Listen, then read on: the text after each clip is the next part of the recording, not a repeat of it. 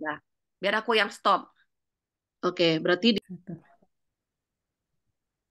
innal hamdalillah nahmaduhu wa nasta'inuhu wa nastaghfiruhu wa na'udzu billahi min sururi anfusina wa min sayyiati a'malina may yahdihillahu fala mudhillalah wa may yudlil fala hadiyalah wa asyhadu an la ilaha illallah wahdahu la syarikalah wa asyhadu anna Muhammadan abduhu wa rasuluh.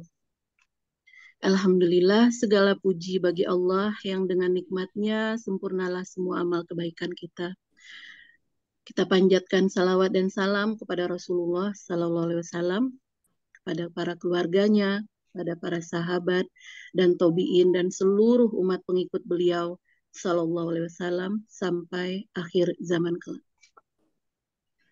Ibu-ibu solihah yang dicintai Allah, jazakumullah khairan atas waktu yang sudah diberikan untuk halakah pada pagi hari ini, dan jazakillah khairan Ustazah Dedeh untuk waktunya untuk kami. Dan insya Allah pagi ini kita akan adakan halakah gabungan dengan judul Madrasah Ramadan Keluarga Samara bersama Ustazah Dede Agustina dari Washington DC yang sudah berada di tengah-tengah kita semua. Ibu-ibu solihah yang dicintai Allah, separuh bulan Ramadan sudah kita lalui. Sudahkah kita mengoptimalkan ibadah dan mengajak keluarga bersama-sama memaknai Ramadan bulan yang penuh berkah ini? Baiklah, insya Allah kita akan mulai kajian kita pada pagi menuju siang ini. Silahkan kalau ada yang mau dicatat, silahkan siapkan alat tulisnya. Dan kepada Ustazah Dede, tempat dan waktu kami persilahkan. Tafadholi Ustazah. Silahkan kalau ada yang mau dicatat, silahkan siapkan alat itu, kami persilahkan. Tafadholi Ustazah. Silahkan kalau ada yang mau dicatat, siapkan itu, kami persilahkan. Tafadholi Ustazah. Ini suaranya bergema Iya. ya? Boleh yang Harusnya. Masjid Istiqlal Houstonnya di mute mungkin. Ini suaranya bergema ya? Sebentar, Bu. Boleh yang Masjid Istiqlal Houstonnya di mute mungkin. Ya. Ini suaranya bergema ya? Sebentar, Bu. Boleh yang Masjid Istiqlal Houstonnya di mute. Oke, makasih. Nggak ada yang baca tilawah gitu? Mau surat apa, Ustazah? Boleh surat apa aja, yang penting kita biar supaya lebih berkah. Iya. Atau kita Iya, baca surat Fatihah bareng-bareng juga boleh. Iya, boleh ya. Bismillahirrahmanirrahim.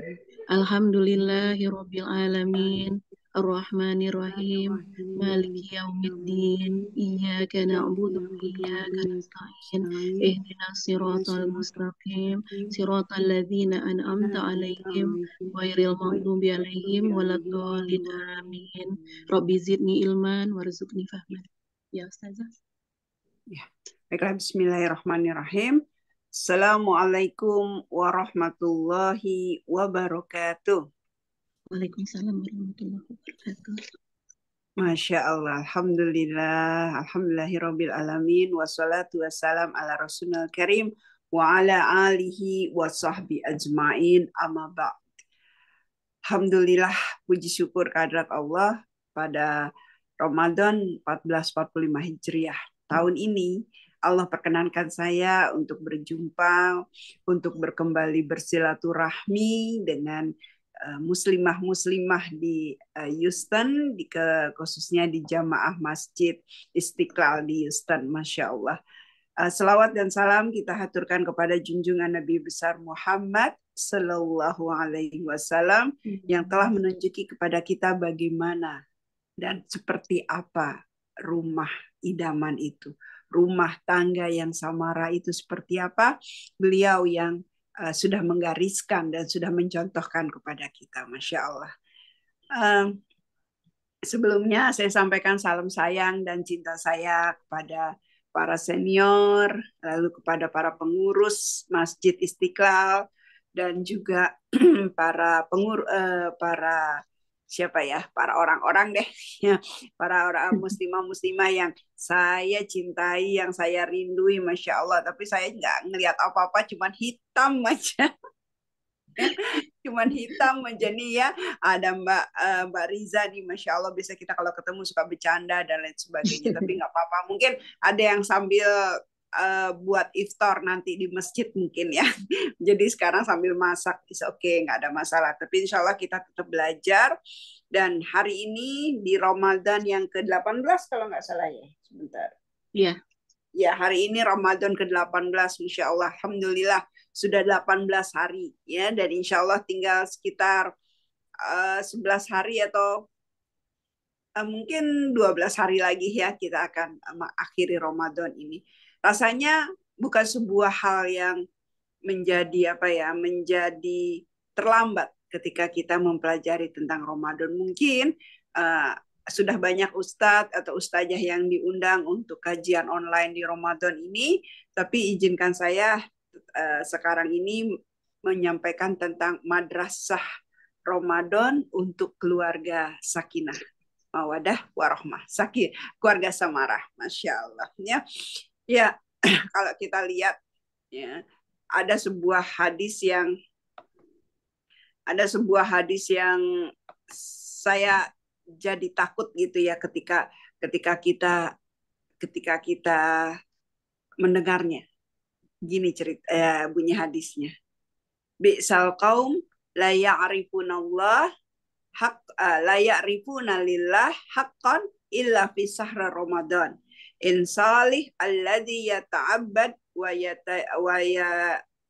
yajtahad as-sunnah kulluha. Mereka adalah kaum yang sangat buruk. Mereka tidak mengenal hak Allah kecuali di bulan Ramadan saja. Sesungguhnya hamba yang salih adalah hamba yang rajin dan sungguh-sungguh beribadah sepanjang tahun.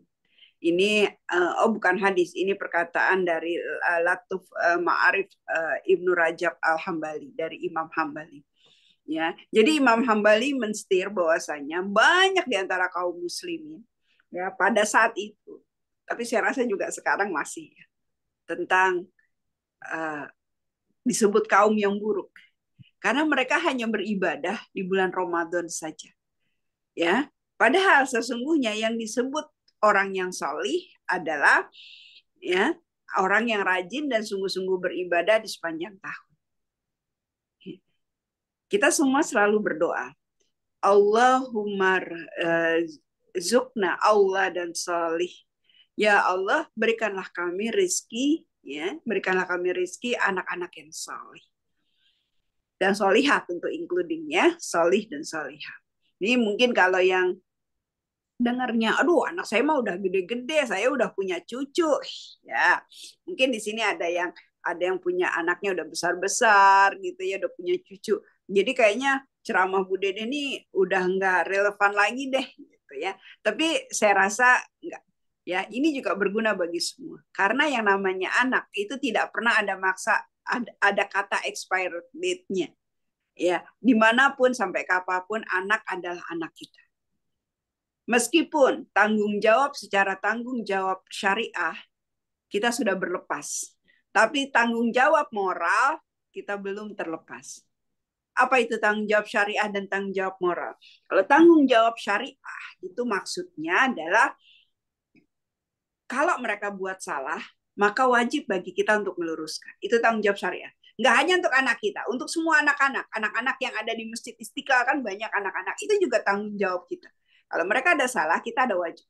Tapi kalau secara tanggung jawab yang disebut tanggung jawab secara syariah yang tanggung jawab moral ya ini. Kalau tanggung jawab syariah itu seperti anak-anak ketika mereka masih di bawah umur mumayyiz atau belum keluar dari tanggung jawab kita.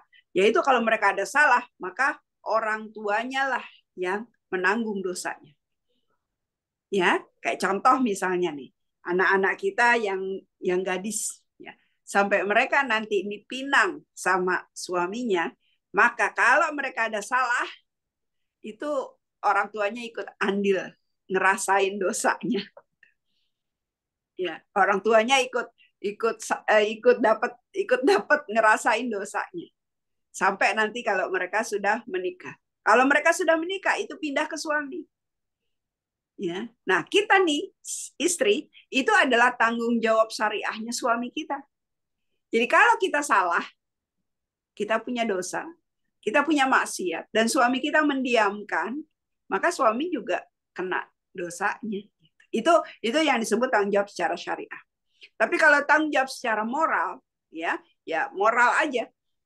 Ya misalnya kita udah nikah, gitu. Terus kita lihat kok cucu kita melanggar aturan agama, misalnya cucu kita kok tidak diajarkan cara makan yang halal gitu. Dia makan yang jelas-jelas itu bercampur antara yang tidak halal dengan yang halal gitu ya. Terus anak kita sebagai bapaknya dari cucu kita mendiamkan misalnya. Maka ya kita ada tanggung jawab moral untuk menasihati. Tapi tanggung jawab syariah enggak. Tanggung jawab syariah enggak. Tanggung jawab moral. Kalau tanggung jawab moral ya kalau kita nggak nasihatin, kita ikut diem, ya berarti kita sama aja kayak kita ngelihat kerusakan ya. Kalau kata hadis ya, kalau kamu diam melihat kemungkaran di sekitar kamu, ya, maka tunggulah azab yang akan juga menimpa kamu. Ya, atau yang lebih ininya lagi di dalam surat Al-Anfal ayat 27 ya. Itu Allah mengatakan dalam surat Al-Anfal, auzubillahi minasyaitonirrajim, Allah mengatakan berhati-hatilah kamu ya, atau hati-hatilah kamu terhadap bencana yang tidak hanya menimpa azab yang tidak hanya menimpa orang buruk aja di antara kamu. Artinya orang baik pun kena, bisa jadi kena. Kalau Allah mengazab suatu daerah, itu nggak hanya orang jahat aja yang kena azab, tapi semua orang di daerah situ kena. Kenapa? Karena orang baiknya itu tidak melakukan kewajiban atau tidak melakukan kewajiban moral tadi untuk menasehati. Ya, untuk saling watawasau bil haqqi watawasau bis sabr. Untuk saling amar ma'ruf nahi mungkar. Kalau ini sudah terjadi, maka ketika Allah mendatangkan azab kepada suatu kaum, itu nggak hanya orang jahatnya aja, orang yang maksiatnya aja yang kena azab, tapi semuanya. Gitu. Tapi semuanya kena. Ya tentu saja, tapi kalau dia wafat, Allah akan melihat dia dari sisi dari sisi amal-amalnya juga. Kayak bencana tsunami di Aceh. Ya, Allah memberikan tsunami itu di Aceh juga. Ya, kalau dilihat-lihat kata para ulama-ulama di Aceh, itu merupakan merupakan hukuman juga bagi Allah. Hukuman dari Allah untuk rakyat Aceh, karena banyak syariat Islam yang sudah tidak ditegakkan di Aceh saat itu. Gitu. Ya, tapi yang meninggal ya ada juga, para ulama juga ada yang kena terseret dengan arus tsunami tersebut. Gitu. Ya, mungkin ya itu tadi. Ya, jadi artinya di sini bukan berarti kalau tanggung jawab moral, ya namanya juga tanggung jawab. Ada yang harus ditanggung dan harus ada yang dijawab gitu.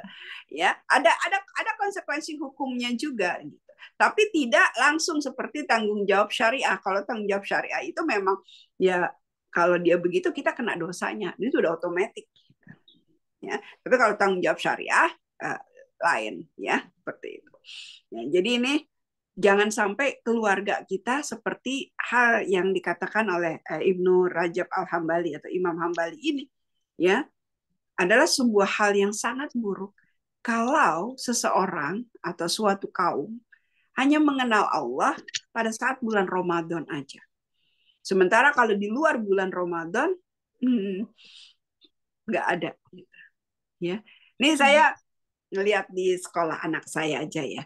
Itu kalau di bulan biasa anak-anak dibiarkan gitu ya, maksudnya di sekolah di Amerika ya, di sebuah high school itu kalau bulan Ramadan sama guru pihak sekolah ya, Amerika public school di Amerika itu dikasih satu ruangan besar kelas ya untuk dipakai sholat, dan Masya Allah yang sholat tuh sampai 6 saf 8 sab, banyak. Dan anak saya sampai bilang, aku baru tahu nih kalau ternyata dia muslim. Tapi kalau bulan lain selain Ramadan itu cuma dikasih kelas kecil kayak gudang gitu.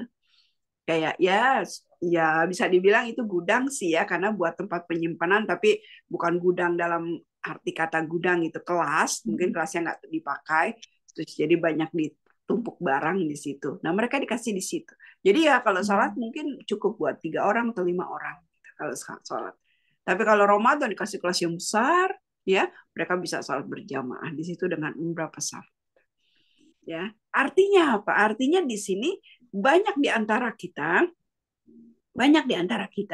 ya anak-anak kita, keluarga kita, yang karena ini pembahasannya keluarga, yang ingat Allah di bulan Ramadan saja.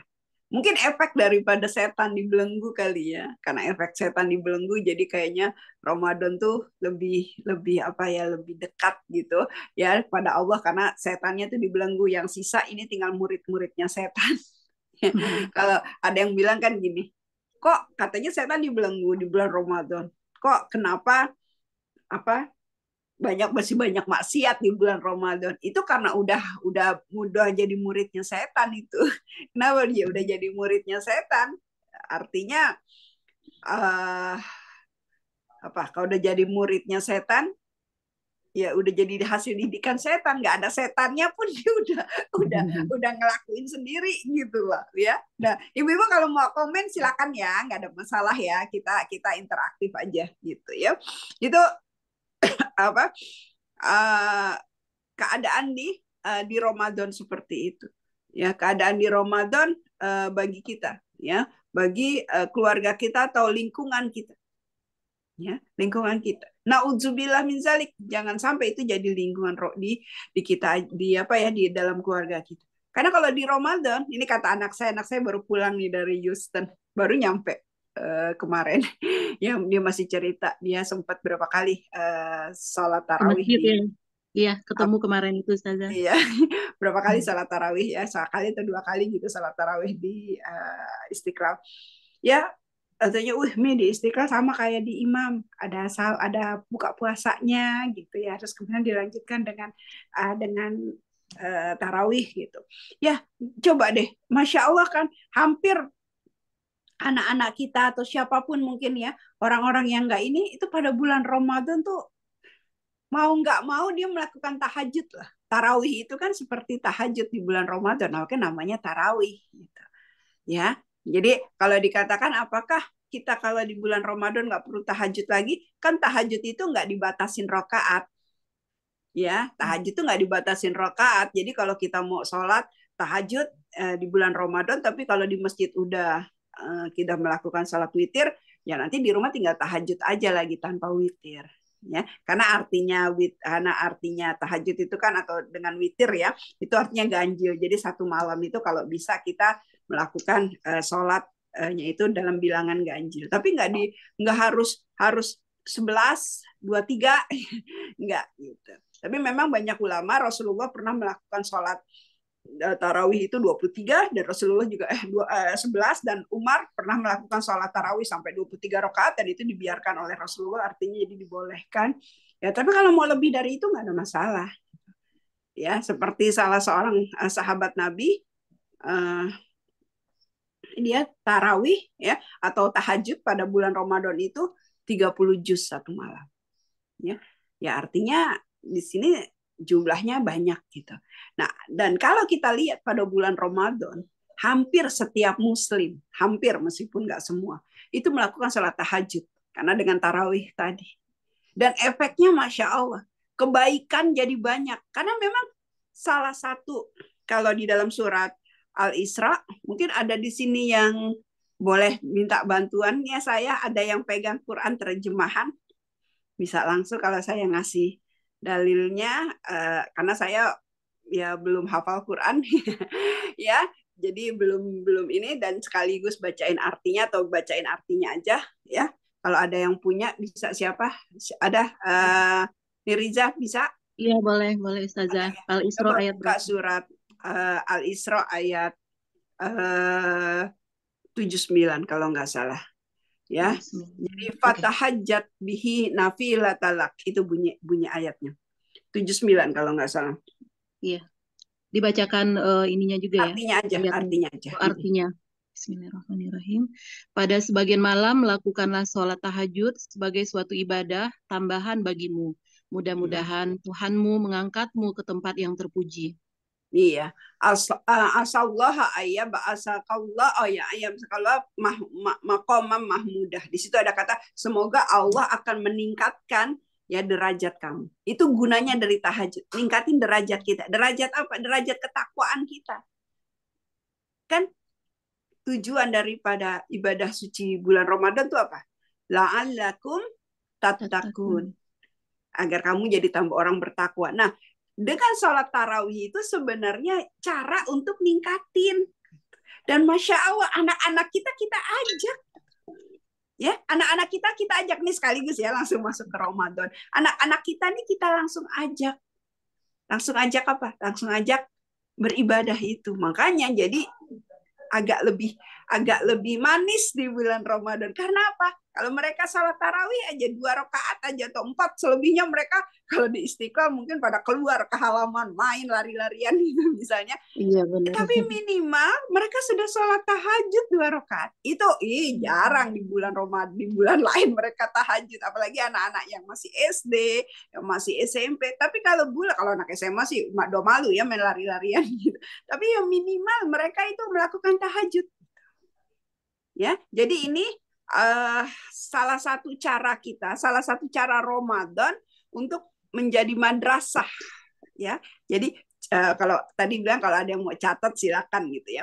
Jadi bagaimana madrasah Ramadan itu menjadi madrasah, menjadi sekolah bagi keluarga Samara itu, ya. Yang pertama itu tadi, ya, islah silatubillah. Ya, islah silatubillah atau artinya memperbaiki hubungan dengan Allah. Memperbaiki hubungan dengan Allah. Ini salah satunya yaitu tadi, anak-anak sholat tahajud. Kalau sholat 5 waktu, insya Allah saya berharap ya semoga gitu ya, anak-anak kita semuanya udah nggak ninggal sholat 5 waktu. Ini anak-anak jangan di otak kita nih anak-anak tuh yang SD, SMP, enggak ya. Anak-anak itu semua sampai dia udah nikah pun dia masih anak-anak kita. Ya, betul nggak nih? Di sini ada yang udah punya anak, udah nikah belum? Ya. Karena kalau anak-anak udah nikah itu pun kalau dia ada masalah, dia larinya pasti ke mamahnya, betul nggak sih? Iya, benar. Bener ya? Kalau dia ada masalah, di sini siapa yang udah punya? Ini ada Bude Titi nih. Bude Titi anaknya udah nikah belum, Bude? Udah kayaknya ya, Bude Titi. Alhamdulillah sudah Bu, biasa Bu. Nah, kalau mereka ada masalah, mereka lari kan ke mamahnya kan? Iya betul. Alhamdulillah masih ingat mamanya.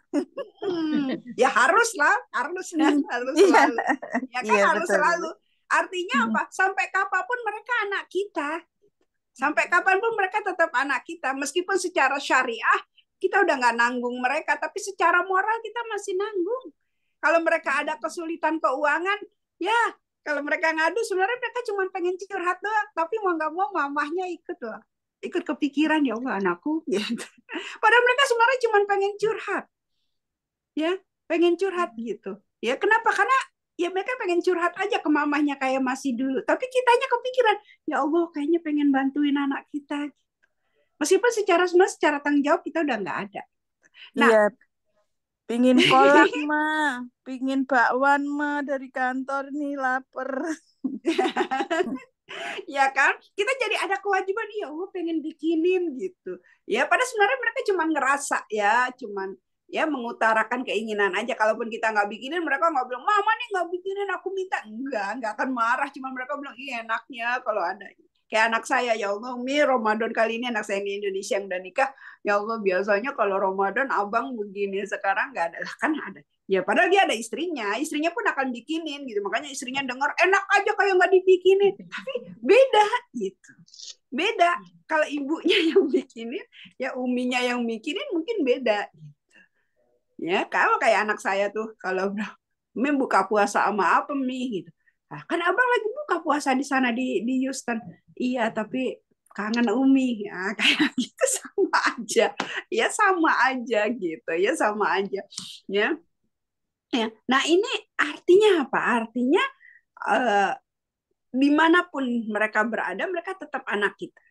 Nah salah satu cara untuk supaya anak kita pun mendapatkan yang sama kalau mereka udah nikah gitu ya atau mereka yang belum nikah misalnya anak kita sekarang teenager gitu ya ya masih udah anak-anak remaja gimana cara mereka untuk menjaga kalau mereka bisa sholat 5 waktu ini kalau untuk di Amerika anak Amerika itu udah satu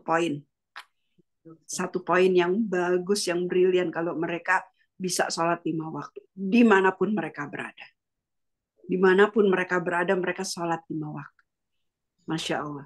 Ya, kalau mereka lagi misalnya anak gadis gitu ya, mereka lagi shopping, terus mereka, aduh udah azan nih gitu, atau udah waktunya sholat, ya, terus mereka masuk ke dalam ruang baju tuh apa, yang ngepasin baju apa namanya? Fitting room. Mereka sholat di fitting room, Masya Allah. Ya, mereka masih ingat Allah di situ. Ya. Saya kayaknya kalau anak remaja di Amerika nggak ninggal sholat, ya itu sudah 1 poin plus bagi saya. Ya, karena apa? Karena kita lihatnya. Kenapa? Karena kalau mereka masih ada hubungan dengan Allah dengan sholatnya, itu Allah pasti akan jaga mereka. Ya, kalau mereka nggak pernah sholat, Bu Dedeh gimana? Kalau mereka nggak sholat, ibunya yang sholat, ibunya yang doa, minimal Allah juga masih jagain dia. Tapi nggak sekuat kalau mereka juga sholat. Kalau mereka sholat, mereka doa.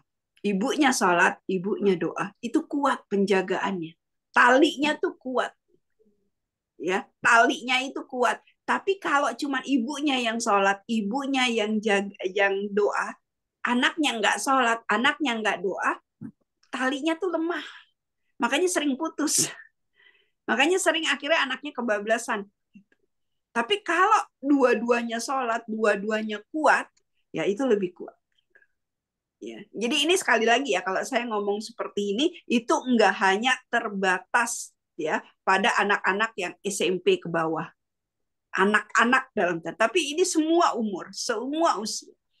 Ya, kalau anak kita tetap pertama islahus silah billah ya, memperbaiki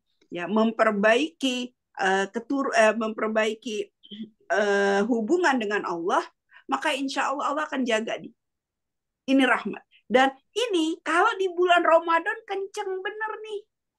Kalau di bulan Ramadan hubungan ini nih, Masya Allah. Makanya saya bilang tadi Ramadan sebagai madrasah, sebagai sekolah. Sekolah kan artinya cari ilmu ya.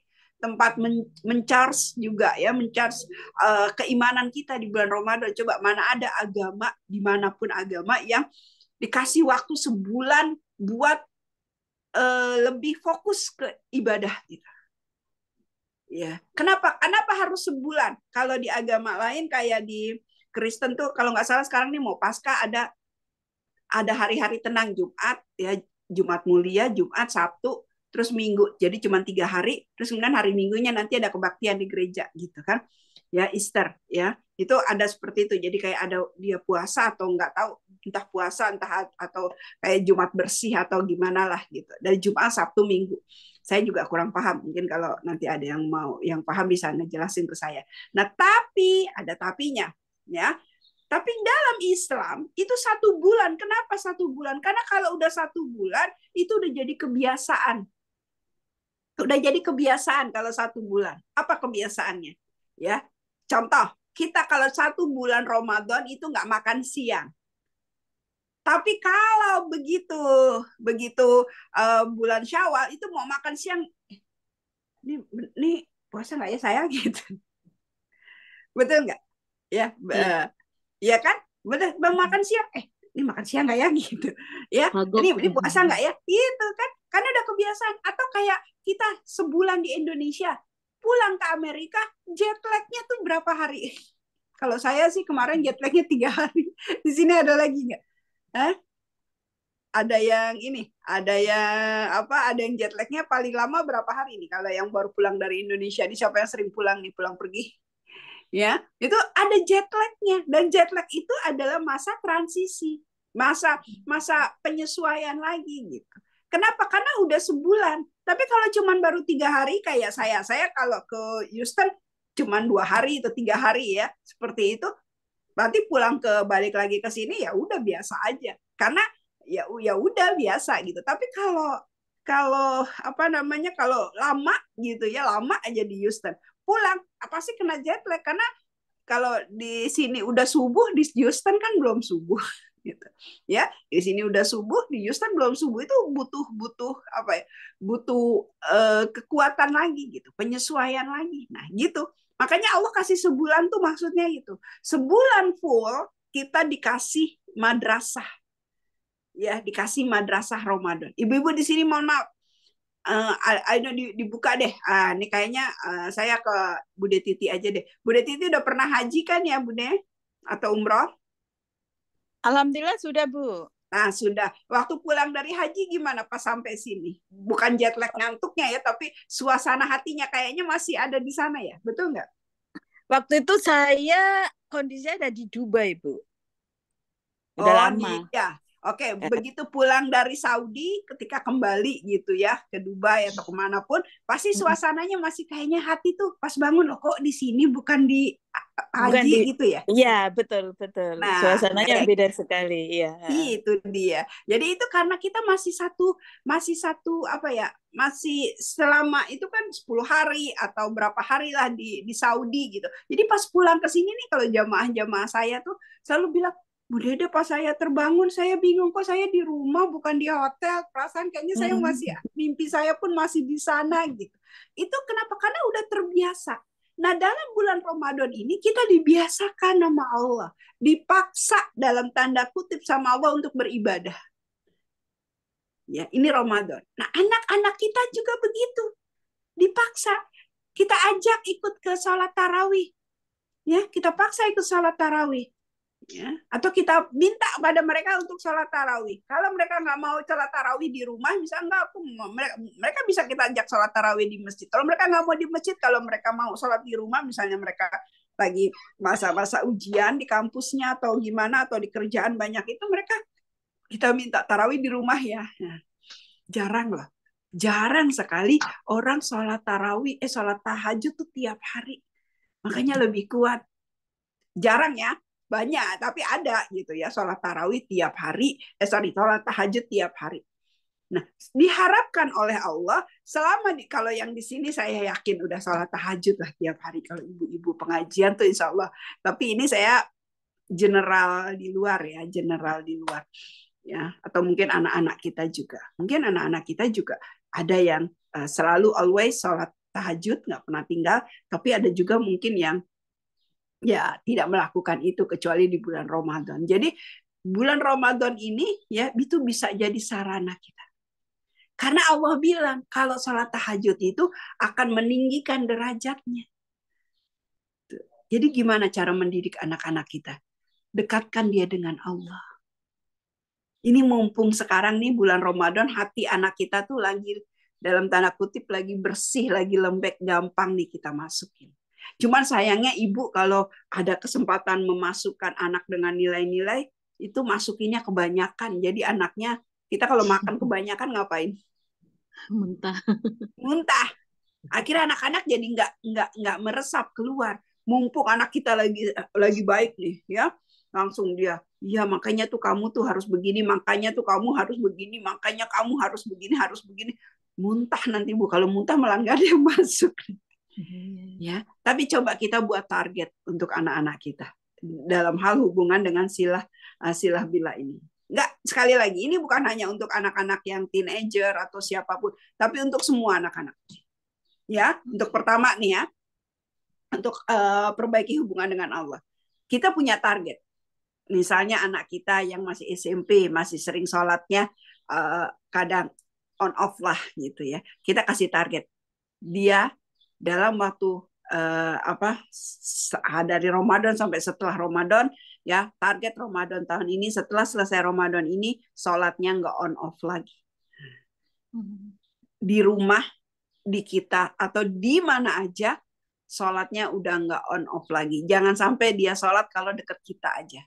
Misalnya kalau kita ingetin, ada salat zuhur belum? Nah, ya, kalau kita ingetin. Tapi kalau dimanapun dia berada sudah sholat, nah, kita kasih tugas tuh. Kita, maksudnya tugas ini nggak usah dikasih tahu dia. Kita berhasil nggak kita sebagai orang tua didik anak?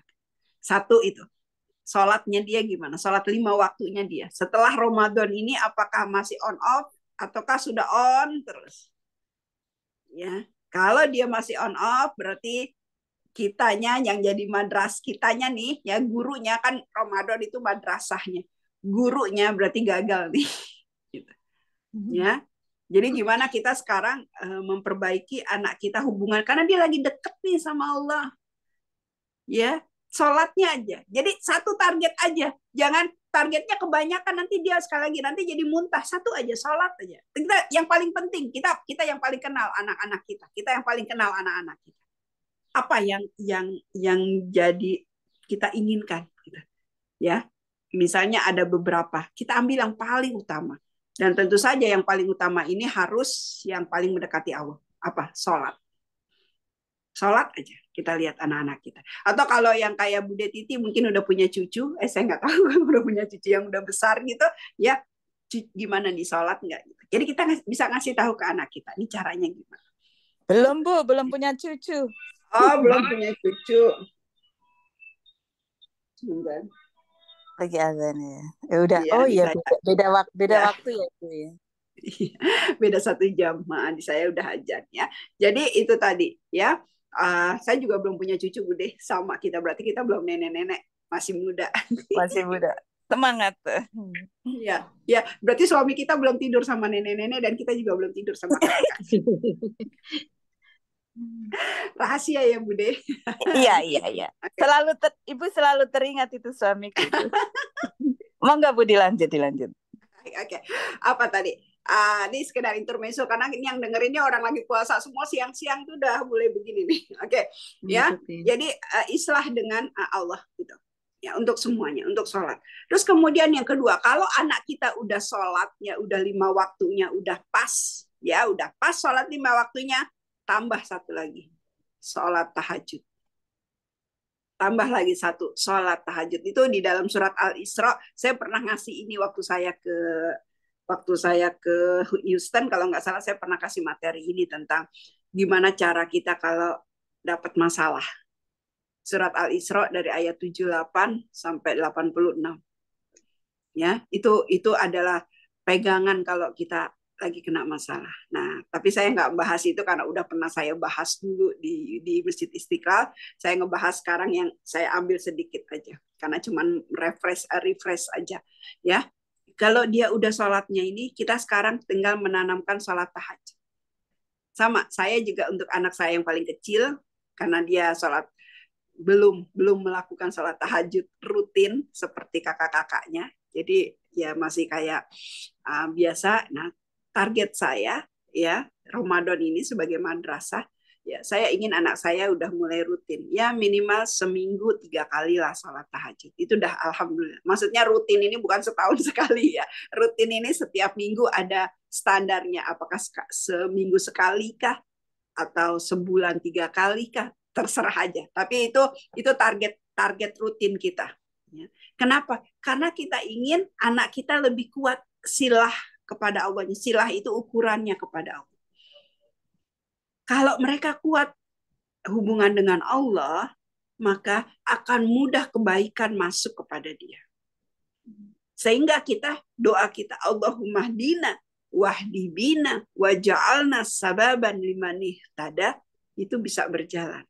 Allahumma hdina itu doa kita, ya Allah tunjuki saya, wahdi bina, dan jadikan saya ini petunjuk, waja'alna sababan liman ihtada, dan jadikan aku ini sebab dari orang dapat petunjuk. Nah, jadi kita udah doa nih, ya Allah menjadikan anak-anakku anak-anak yang solih dan solihah. Semua kita kayaknya doanya gitu deh. Ya, kita pingin semua anak-anak kita. Kalau mereka udah nikah, kita akan doakan, ya Allah jadikan rumah tangga anakku adalah rumah tangga yang sakinah mawaddah warahmah. Lahirkan keturunan-keturunan yang solih dan solih. Itu doa kita. Itu doa kita. Cuma kalau mereka enggak, kurang kuat. Tapi kalau mereka juga sama melakukan hal yang sama dengan kita, maka itu akan lebih kuat. Ya, jadi tadi yang pertama sholatnya. Kalau udah sholat selesai, tambah lagi dengan tahajudnya anak kita. Ya, tahajudnya anak kita. Apakah dia sudah sebulan sekali lah, nggak ada masalah. Nanti setelah sebulan sekali, tahun depan naik lagi. Sebulan 2 kali, sebulan 3 kali, sebulan 4 kali, seminggu 2 kali, terus naik. Nanti akhirnya lama-lama bisa setiap hari tahajud. Karena memang tahajud itu, kata Rasulullah ya, itu bagi Rasulullah itu wajib. Tapi bagi orang lain, itu nggak wajib. Tapi bagi Rasulullah itu wajib tahajud. Ini dalam surat Al-Muzammil. Ya. Itu kum fa'anzir wasiyabaka fatohir. Jadi benar-benar suatu hal yang untuk menguatkan diri itu dengan tahajud. Ya. Dan lagi kalau di ayat berikutnya tuh tadi ayat 79 tentang tahajud. Terus ayat 30 ada tentang doa, bagus banget. Jadi kalau anak-anak kita ada masalah, kalau dia bisa tahajud, dia kuat hubungannya, dia akan langsung ngadu sama Allah. Sehingga kita nggak takut tuh anak-anak nauzubillah sampai suicide dan lain sebagainya. Ya, saya sedih sekali. Ya, ternyata sekarang banyak anak-anak Muslim, ya, banyak anak-anak Muslim. Ya, ini ada sebuah ini, mereka pada sekolah di sekolah Muslim dari SD, elementary, terus kemudian bisa elementary, middle school, terus kemudian high school, itu dalam pendidikan Islam. Dan kita tahu ya sekolah Islam di Amerika tuh nggak ada yang di bawah 1.000, ya nggak ada yang di bawah 1.000 totalnya, atau nggak ada yang di bawah 500 deh, mungkin kalau ada yang murah, nggak ada yang di bawah 500, itu rata-rata di atas 500 biaya per bulannya. Ya, itu bukan hal yang kecil di Amerika, ya. Tapi ternyata ya ada penelitian banyak anak-anak yang bersekolah di sekolah Muslim, meskipun juga di sekolah umum juga ada, tapi ini memang case-nya ini saya kalau nggak salah dapat dari Susi Ismail, kalau nggak salah waktu di Muktamar Iqna, ya beliau menyampaikan ya. Dan juga ada satu lagi Syekh siapa gitu ya, waktu Muktamar Iqna yang di Baltimore itu mengatakan bahwasanya banyak anak-anak yang sekolah di sekolah Muslim di Amerika itu yang terkena mental disorder. Ya, sampai akhirnya mereka memutuskan mau bunuh diri. Padahal mereka sekolah Islam. Kita berharap mereka sekolah Islam, mereka berada dalam punya akhlak dan baik. Tapi ternyata itu yang mereka lakukan. Kenapa? Karena mereka ketika mereka ada masalah, mereka merasa bukan kepada Allah larinya. Dan ada beberapa kasus, ya, ada beberapa kasus. Kalau ini yang menyatakan, kok saya lupa, saya termasuk Syekh Top lah gitu ya. Ada beberapa kasus. Ketika mereka sudah selesai sekolah, lulus sekolah high school, lulus sekolah kan high school ya. Ketika mereka kuliah, mereka akhirnya murtad dari agamanya. Padahal dari SD, SMP, SMA itu ada di sekolah Islam. Ketika lulus sekolah, masuk kampus, dunia kampus, mereka murtad. Karena mereka udah 18 tahun. Sudah bisa menentukan diri mereka sendiri. Langsung kita akan berpikir, kemana pengaruh sekolah 12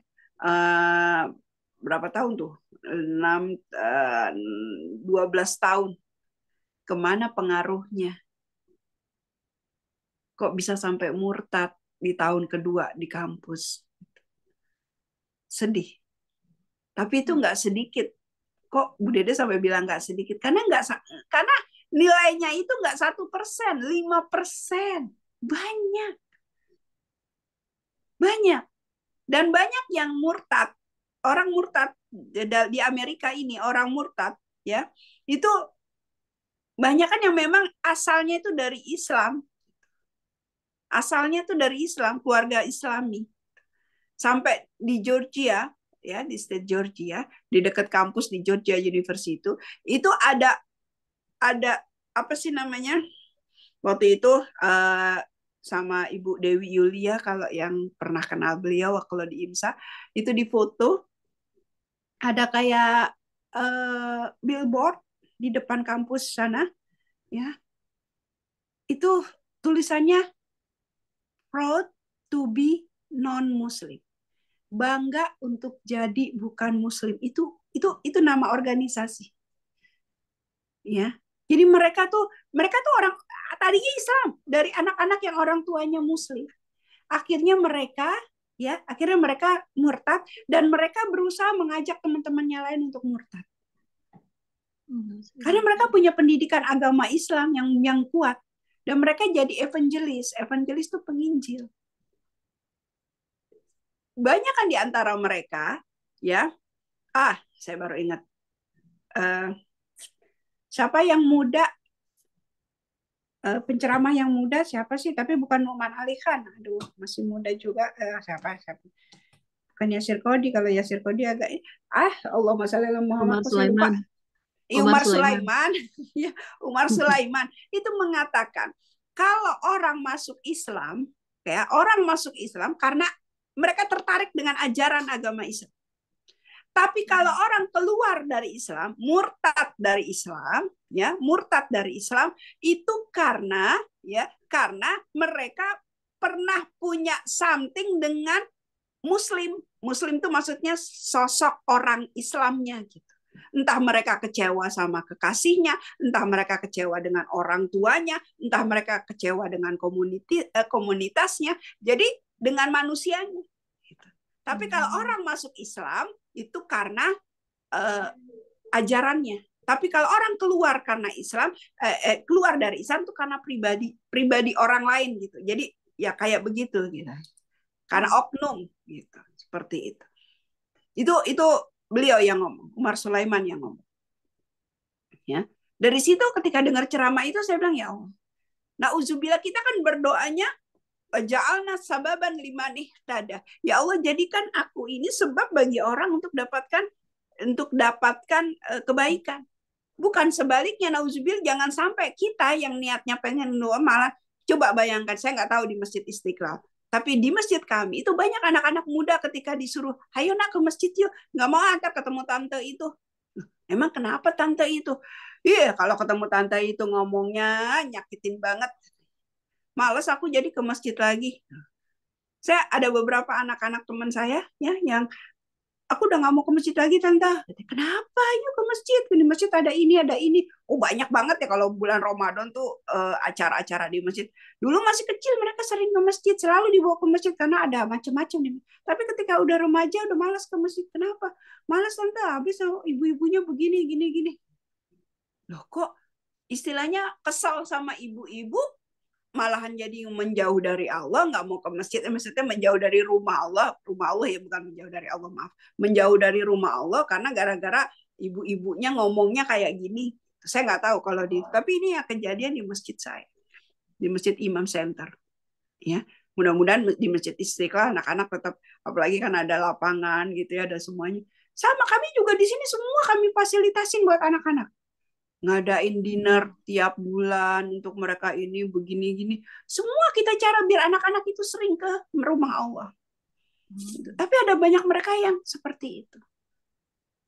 Ya, ini introspeksi bagi diri kita sendiri. Ngedeketin dengan memperbaiki hubungan dengan Allah. Nah, di rumah juga gitu. Jangan sampai anak-anak kita gara-gara kita, maksud kita baik, nasehatin baik, akhirnya mereka jadi ngejauh dari Islam. Akhirnya mereka jadi ngejauh dari Islam karena kitanya. Ya, karena kitanya. Ya, nauzubillah min zalik. Ini Ramadan menjadikan madrasah itu seperti itu, ya, memberikan kekuatan kepada pegangan Allah, silah hubungan dengan Allah. Ini Ramadan. Ya, ini Ramadan. Jadi kalau kita yang punya anak teenager, yuk kita lihat gimana sholatnya. Terus nanti setelah yang kedua, sholat tahajudnya. Yang ketiga, doanya. Mereka kalau ada apa-apa, minta nggak ke Allah. Kalau ada masalah, curhat nggak ke Allah. Kalau itu sudah, Bu, 3 ini sudah, insya Allah anak kita akan jadi anak yang bermental kuat. Ya, itu yang yang pertama. Ya, jadi untuk anak-anak kita. Ya, terus kemudian yang kedua, ya, masalah yang kedua untuk jadi Ramadan ini sebagai madrasah bagi keluarga Samara. Yang kedua adalah, ya, hubungan dengan sesama, yaitu dengan salah satunya ini juga masih ada di Ramadan itu sedekah. Di Ramadan itu ada yang namanya kegiatan ibadah sedekah. Kalau yang pertama tadi sholat itu untuk silah ya kepada Allah. Kemudian yang kedua ini sedekah. Di Ramadan, Masya Allah, orang generous sekali. Ya, makanya setiap tahun, ya, sayangnya hanya setahun ya sekali ya. Sama masjid saya juga setahun sekali kalau buat fundraising buat masjid itu, apalagi Masjid Istiqlal mau membangun masjid kan. Ya, mau membangun masjid, jadi ya generous, karena kita lagi generous-generousnya gitu ya. Maka di Ramadan itu sering ada fundraising. Bahkan Rasulullah Shallallahu Alaihi Wasallam sendiri dalam sebuah hadisnya ya dikatakan beliau itu paling dermawan itu di bulan Ramadan. Paling. Bulan lain beliau juga dermawan. Ya, bulan lain beliau dermawan, tapi paling dermawan itu di bulan Ramadan. Coba aja lihat ibu-ibu, Masya Allah. Ya, bulan Ramadan berlomba-lomba bikin takjil, berlomba-lomba bikin makanan ya buat ke masjid. Dan jarang alasannya, bisa nggak, siapa nggak yang bisa masak, kamu bisa nggak masakin rendang misalnya. Itu pasti alasannya, aduh saya besok mau kerja jadi nggak bisa masak. Tapi jarang deh alasannya itu, sorry saya lagi nggak punya duit. Jarang. Betul nggak? Ini siapa nih panitia Ramadan di sini nih? Ada nggak nih panitia Ramadan nih? Ya, kalau diminta masak gitu ya, itu jarang sekali bilang, saya nggak punya duit gitu. Nggak. Tapi nggak ada waktu buat masaknya. Saya kasih mentahnya aja ya. Karena memang generous banget di bulan Ramadan. Ya. Imsakar juga kerjaan makin banyak di bulan Ramadan. Ya, betul sekali. Itu. Karena bulan Ramadan itu generous sekali, gampang. Ya, Bu, Ibu pernah dengar nggak sih cerita? Ngapain sih kita kerja capek-capek duit nggak dibawa mati? Pernah dengar nggak? Iya, pernah. Pernah. Menurut Bu Titi setuju nggak dengan ucapan itu? Iya, betul. Oh, kalau saya nggak. Saya cari Gimana? uang buat kalau saya cari uang buat saya bawa mati. Saya pingin uang saya nanti nyelamatin Berguna. saya di akhirat. Di akhirat ya, berguna untuk Iya, nanti. di alam kubur. Nanti saya pengen di teman-teman beda. Kalau orang-orang Cina, hartanya itu nemenin di alam kubur emang benar-benar dibawa. Benar-benar, iya. Ya, kayak nenek saya masih ada keturunan Cina. Itu ketika meninggal, perhiasannya, terus ya semuanya itu dimasukin ke dalam peti matinya. Dia dikubur, nggak dibakar ya, dia dikubur. Itu dimasukin ke peti matinya. Makanya kalau di Bogor tuh banyak ada orang ngebongkar kuburan Cina. Kenapa? Karena di dalamnya memang banyak emas. Kayak Firaun itu ya ada, kalau ibu-ibu ada yang punya ini ke Museum Firaun di Mesir. Wow, itu emas Firaun asli, itu memang dari zaman Firaun karena mereka bawa gitu. Tapi kalau kita umat Muslim, kita bawa harta kita itu untuk apa? Untuk kita titipin di anak yatim, di masjid, di mana kita titipin, nanti kita ambil di alam kubur. Oh iya, betul. Jadi bukan gitu. Jadi kita punya uang tapi kita manfaatkan untuk nanti untuk kita di akhirat. Betul. Gitu. Jadi gitu. bukan dibawa mati ya, betul, ngerti ya. Bukan dibawa mati dalam kayak orang agama Cina gitu ya, Konghucu. Jadi dimasukin, dipendem, atau kayak Firaun dipendem bersama mayatnya, enggak. Tapi kita titipin nanti pas di alam kubur. Makanya ada di dalam surat Al-Hasyr. Surat Al-Hasyr di surat 59 itu Allah mengatakan kalau saja orang-orang yang di kuburan itu bisa dibangkitkan lagi, mereka cuma pengen sedekah. Mereka bukan pengen sholat. Seandainya bisa dibangkitkan lagi di alam kubur, mereka cuma pengen bisa sedekah. Kenapa bisa sedekah? Karena sedekah itu yang nanti akan menolong mereka di alam kubur.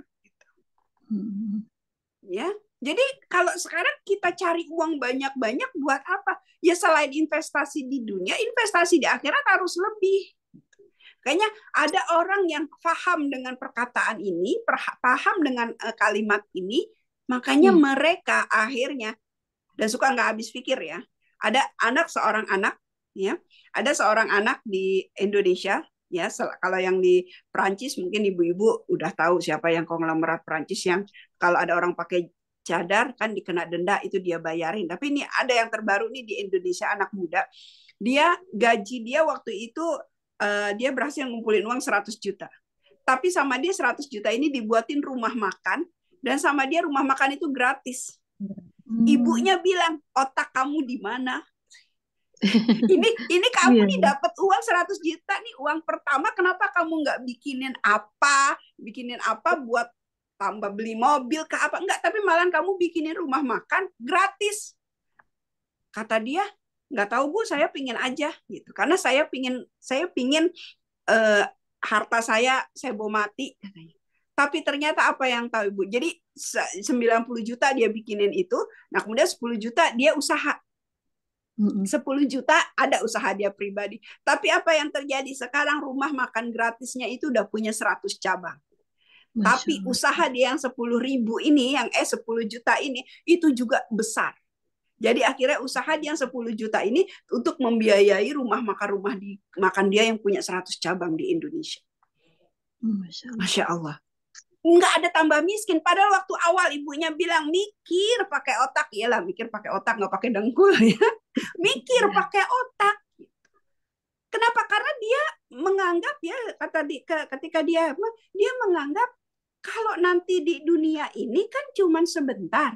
Yang lamanya di akhirat. Jadi kalau saya dapat rezeki, harusnya pembagian harta saya itu ya banyakkan buat modal di akhirat dibandingin modal di dunia. Dunia juga ada modal, tapi sedikit aja. Kayak ibu-ibu deh, ibu-ibu kalau mau kayak saya waktu itu ke Houston ya, waktu kemarin muktamar, saya ke Houston kan bawa mobil. Jadi saya itu kalau saya mampir di rest area paling beli kopi doang atau beli roti ya, karena memang nggak bisa makan gitunya ya, seperti itu, nggak banyak, cuman buat selama jalan itu aja, karena saya tahu nanti di Houston saya mau makan banyak. Saya kemarin bener-bener kulineran abis ya, kulineran abis gitu ya, bahkan sampai dibekelin kambing guling gitu ya, sampai di gitu. Kok mau kuliner di sini, di mana lagi ada makanan-makanan yang halal gitu ya, kalau nggak di Houston bagi saya, yang saya tahunya cuman itu. Jadi habis ya, makanya saya tahan-tahan ya, saya tahan-tahan uangnya tuh nggak, meskipun bisa kita mampir ke state ini makan state ini, tapi enggak. Kenapa? Karena cuma mampir ke rest area aja sedikit, karena saya yakin nanti di Houston, ini saya mau makan ini, mau makan ini, mau makan ini, mau beli ini, mau beli ini gitu ya. Itu artinya gitu, karena kita nanti di akhirat itu akan jadi lebih lama, maka harusnya porsinya lebih lama. Tapi insya Allah kalau kita menginvestasikan yang lebih banyak, nah yang 10% yang kita investasikan buat dunia juga akan ikut berkah. Akan ikut berkah ini Ramadan. Dan ini juga kita gunakan untuk anak-anak kita. Ya, alhamdulillah ya. Ada sebuah kisah, kan anak-anak biasa kalau Ramadan dapat amplop ya dari tante-tantenya ya. Ya kalau di Amerika nih dari teman-teman dari kita lah, ibu-ibu suka ngasih amplop kan ya. Nah sama dia nih ya, dari teman-teman mamahnya gitu, sama dia dikumpulin ya di Ramadan. Ibu mau tahu, pas Idul Adha dia bisa beli apa? Bisa beli kambing dari uang itu. Jadi amplop lebarannya itu sama dia biasanya akhirnya dia buat beliin kurban di Idul Adha. Saya nangis bang, saya nangis. Ini kisah nyata di sini saya. Jadi ketika lagi ngitung-ngitung, anak yang satu bilang, mau beli apa? Ganti handphone lah, katanya dia. Kan ada handphone yang terbaru, iPhone baru gitu. Yang satu lagi, oh enggak, aku pengen beli headset yang bagus buat gaming gitu. Ada lagi ini. Tapi anak satu ini dia bilang apa? aku mau buat kurban. Dan apa yang terjadi, Ibu? Tahun depannya, ini kan ini cerita 3 tahun yang lalu habis pandemik ya, habis pandemik ingat sekali. Terus habis itu tahun depannya lagi, anak itu bilang, "Weh, tahun lalu aku dapat $200 loh dari mama-mama, dari teman mamaku. Sekarang aku dapatnya lebih.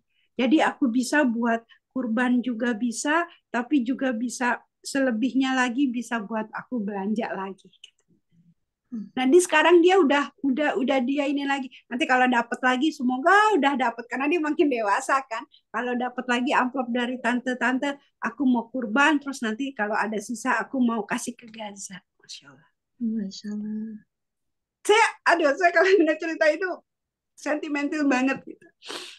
Ya, nggak akan pernah miskin. Dan itu kalau kita tanamkan ke anak kita cerita-cerita seperti ini, ya bahwasanya karena mereka bilang dia pernah dengar cerita gitu ya, pernah dengar cerita mungkin di sekolah ini Sunday school-nya di madrasah gitu ya, mungkin pernah dengar cerita bahwasanya kurban itu adalah kayak kendaraannya nanti di akhirat. Jadi dia bilang, oh aku nanti kalau di surga aku akan udah punya mobil berapa tuh, udah punya kendaraan berapa tuh, aku nanti gini. Jadi maksudnya ininya dia tuh udah ke sana gitu, udah ke akhirat. Masya Allah. Ya. Begitu juga dengan kita sebagai seorang, karena ini tadi kan keluarga samara, berarti kan ada istri di situ. Kita nih fungsi istri, ya ibu-ibu ya, manajemen keuangan mungkin kalau yang suaminya kasih semua ke istri, istrinya yang memanage keuangan keluarga, coba ibu jadikan sedekah itu sebagai pos khusus yang wajib kita punya. Jadi misalnya nih dapatnya dari suami, ini buat insurans, ini buat mortgage, ini buat ini, ada stop sedekah. Bukan zakat ya, kalau zakat wajib ya. Kalau zakat saya nggak pernah mau ngebahas zakat, kenapa? Zakat kalau ibu-ibu nggak bayar udah tahu endingnya apa dosa gitu. Tapi ini bukan zakat, sedekah. Gitu, sedekah. Ada kan di situ sedekah. Jadi nggak usah lagi berpikir atau pertanyaan, Bu Dede boleh nggak zakat saya untuk adik saya, boleh nggak zakat saya? Boleh. Tapi apakah tidak sebaiknya untuk apa ya namanya untuk keluarga tuh kita kasih sedekah aja gitu. Ya, kita kasih sedekah kalau dia butuhkan, kita bahkan kita tanggung lah gitu. Jadi nggak pakai, jadi dana zakat itu biar untuk kemaslahatan umat gitu ya. Kalau saya pendapat, tapi kalau ditanya boleh nggak, boleh banget, boleh gitu. Ya boleh banget gitu. Tapi ada bagusnya seperti itu gitu. Ya, jadi ya kita bagi-bagi gitu. Jadi sedekah itu jadiin satu hal yang penting gitu. Nanti sisanya baru kita habisin. Karena kalau saya pernah ikut pelatihan manajemen keuangan, paling enak ngabisin uang dibanding nanti akhir bulan gimana, enggak. Jadi kita udah pos-posin, nah sisanya itu kita habisin. Enak itu, lebih enak ngabisin uang daripada kita dari awal kita ngabisin, akhirnya pas di akhir belum bayar mortgage, belum bayar ini, itu malah lebih puyeng gitu. Tapi kalau di akhir kita kita ada dana nih segini untuk kita habisin, itu lebih nyaman gitu ya. Terserah kita, kalau memang lebihnya agak banyak ya mungkin bisa kita dapatkan gitu. Nah itu sedekah. Jadi untuk anak-anak kita sedekah itu jadi kayak suatu hal yang wajib di rumah. Kalau teman saya itu dia punya kain celengan ya, punya celengan di rumah ya. Nah itu anak-anaknya ditaruh di ruang tamu ya atau di ruang makan, itu terbiasa gitu. Nanti pas Ramadan dibuka dan itu dijadiin sedekah. Ya, sedekah ya. Dan bahkan ada yang sudah kenapa saya tahu banyak cerita ini di Amerika, karena saya kan direktur Imsaker gitu. Jadi ada yang cerita nih, Bu Dede nih uang tabungan kami gitu. Masya Allah, ini patut kita ini juga gitu. Jadi anak-anaknya dididik dari kecil tuh untuk seperti itu. Dan ternyata anak yang dari kecil diajar untuk selalu bersedekah, dia akan punya rasa empati yang tinggi. Dia akan punya rasa empati yang tinggi, sehingga mengurangi dia atau menghindari dia dari sifat NPD, Narcissistic Personality Disorder. Itu penyakit baru lagi. Ya. Nah, penyakit NPD ini, penyakit gangguan mental NPD ini itu bahaya sekali. untuk di apa namanya di masyarakat kita. Tapi kalau dari kecil dia udah kita latih dengan bersedekah ya, maka dia akan punya empati, maka dia akan menjadi pribadi yang lemah lembut sebagaimana para sahabat-sahabat dulu. Yang terakhir, saya nggak banyak-banyak ya. Yang terakhir madrasah Ramadan ini ya, untuk madrasah Ramadan untuk buat keluarga yaitu apa? Mencari ilmu. Masya Allah. Ya, coba saya boleh tanya. Ini karena kebetulan Mbak Lisa lagi buka Onis ya. Mbak Lisa, di Masjid Istiqlal tiap malam ada ceramah nggak? Ya Ustazah, antara Ada ya? ini pada waktu apa namanya taraweh itu in Ya, between dari ya. yang ketiga dengan yang keempat itu ada ceramahnya. Nah, kan ada kan? Ya, ada di antara kalau di imam ya sama kayaknya ya habis taraweh menjelang sebelum witir ya istirahatnya itu diisi dengan ceramah singkat paling 10 menit paling 15 menit tapi itu ilmu loh. Bayangkan kapan lagi kita dengerin ceramah tiap hari di masjid selama sebulan tuh kita ya dalam kalau bahasanya orang Betawinya dicekokin ilmu tuh tiap hari dapat tuh ilmu tiap hari kalau kita dengerin itu dapat ilmunya gitu. Kapan lagi coba? Mungkin kalau bulan-bulan lain ya paling kalau kita ikut sholat Jumat ya sebulan seminggu sekali itu bapak-bapak tuh pasti itu bapak-bapak suami kita tuh pasti tuh seminggu sekali dapat tuh ilmu gitu. Nah kalau kita ibu-ibu ya mungkin dengan halakoh ya dapat lah gitu. Tapi kalau ini dapat ceramah setiap minggu gitu ya itu lagi di kalau tarawih ya. Kalau nggak tarawih pun kayak gini nih halakoh gabungan kayak gini, nah itu kan ada lagi. Gitu. Iya. Masya Allah kan, Masya Allah gitu. Ya belum nanti ada apa namanya, ada kayak jalasah ruhi, ada yang kalau ngikut kegiatan IMSA ya itu ada jalasah ruhi, ada ini, itu banyak kegiatan. Atau di IMSA tuh ada. Kalau sekarang kan semuanya lagi libur ya, ada waktu-waktunya, ada semuanya. Nanti di IMSA juga ada misalnya apa gitu ya, kegiatan kayak nuzulul Quran apa. Itu kalau kita ikutin itu Masya Allah gitu. Tapi itu kan kalau kita mau nyalahin Zoom-nya. Masalahnya itu kalau kita mau nyalain Zoom-nya. Tapi kalau di Ramadan memang kita di masjid lagi nungguin mau sholat witir, mau nggak mau kan duduk kita, mau nggak mau kita dengerin. Artinya setiap tuh minimal ada 2 atau 3 kata deh, 2-3 kalimat yang masuk ke otak kita. Itu Masya Allah. Ya, maka di sini kata dalam hadis Rasulullah SAW bersabda, "Mayuridullahu bihi khairan yafqahu fiddin." Barang siapa yang Allah kehendaki kebaikan baginya, maka Allah akan memahamkan baginya ilmu agama. Masya Allah. Ya, Masya Allah. Ini dia bayangin keluarga kita ya, kalau menjalankan Ramadan dengan sebaik-baiknya, maka Masya Allah. Ya, kita akan jadi keluarga yang samarah. Semua kita sering dengar pelatihan tentang kayak di maaf kalau saya sering bawa IMSA bukannya ini ya, maaf ya, itu di IMSA tuh ada radio samarah ya kan, radio IMSA acara samarah. Nah itu di situ tuh kan ada ustadz yang memang kompatibel banget di situ dia ya, itu teori begini terus ada lagi mungkin dari yang mana teori tentang parenting begini. Tapi kok saya udah ini kok anak saya masih begini. Ini aja deh dasarnya yang tadi itu 3 itu tadi aja deh. Di Ramadan ini nih kita kayak masuk pesantren kilat nih. Ya, masuk pesantren kilat Ramadan untuk gimana ngebangun anak-anak kita. Dan ini enggak hanya stage umurnya 0 sampai 5 ini, enggak, semua nih anak dari umur anak 0 sampai anak umur ya sampai anak kita lah gitu. Sampai ya sampai dia jadi anak kita selamanya gitu. Ini masih kepake nih 3 tadi.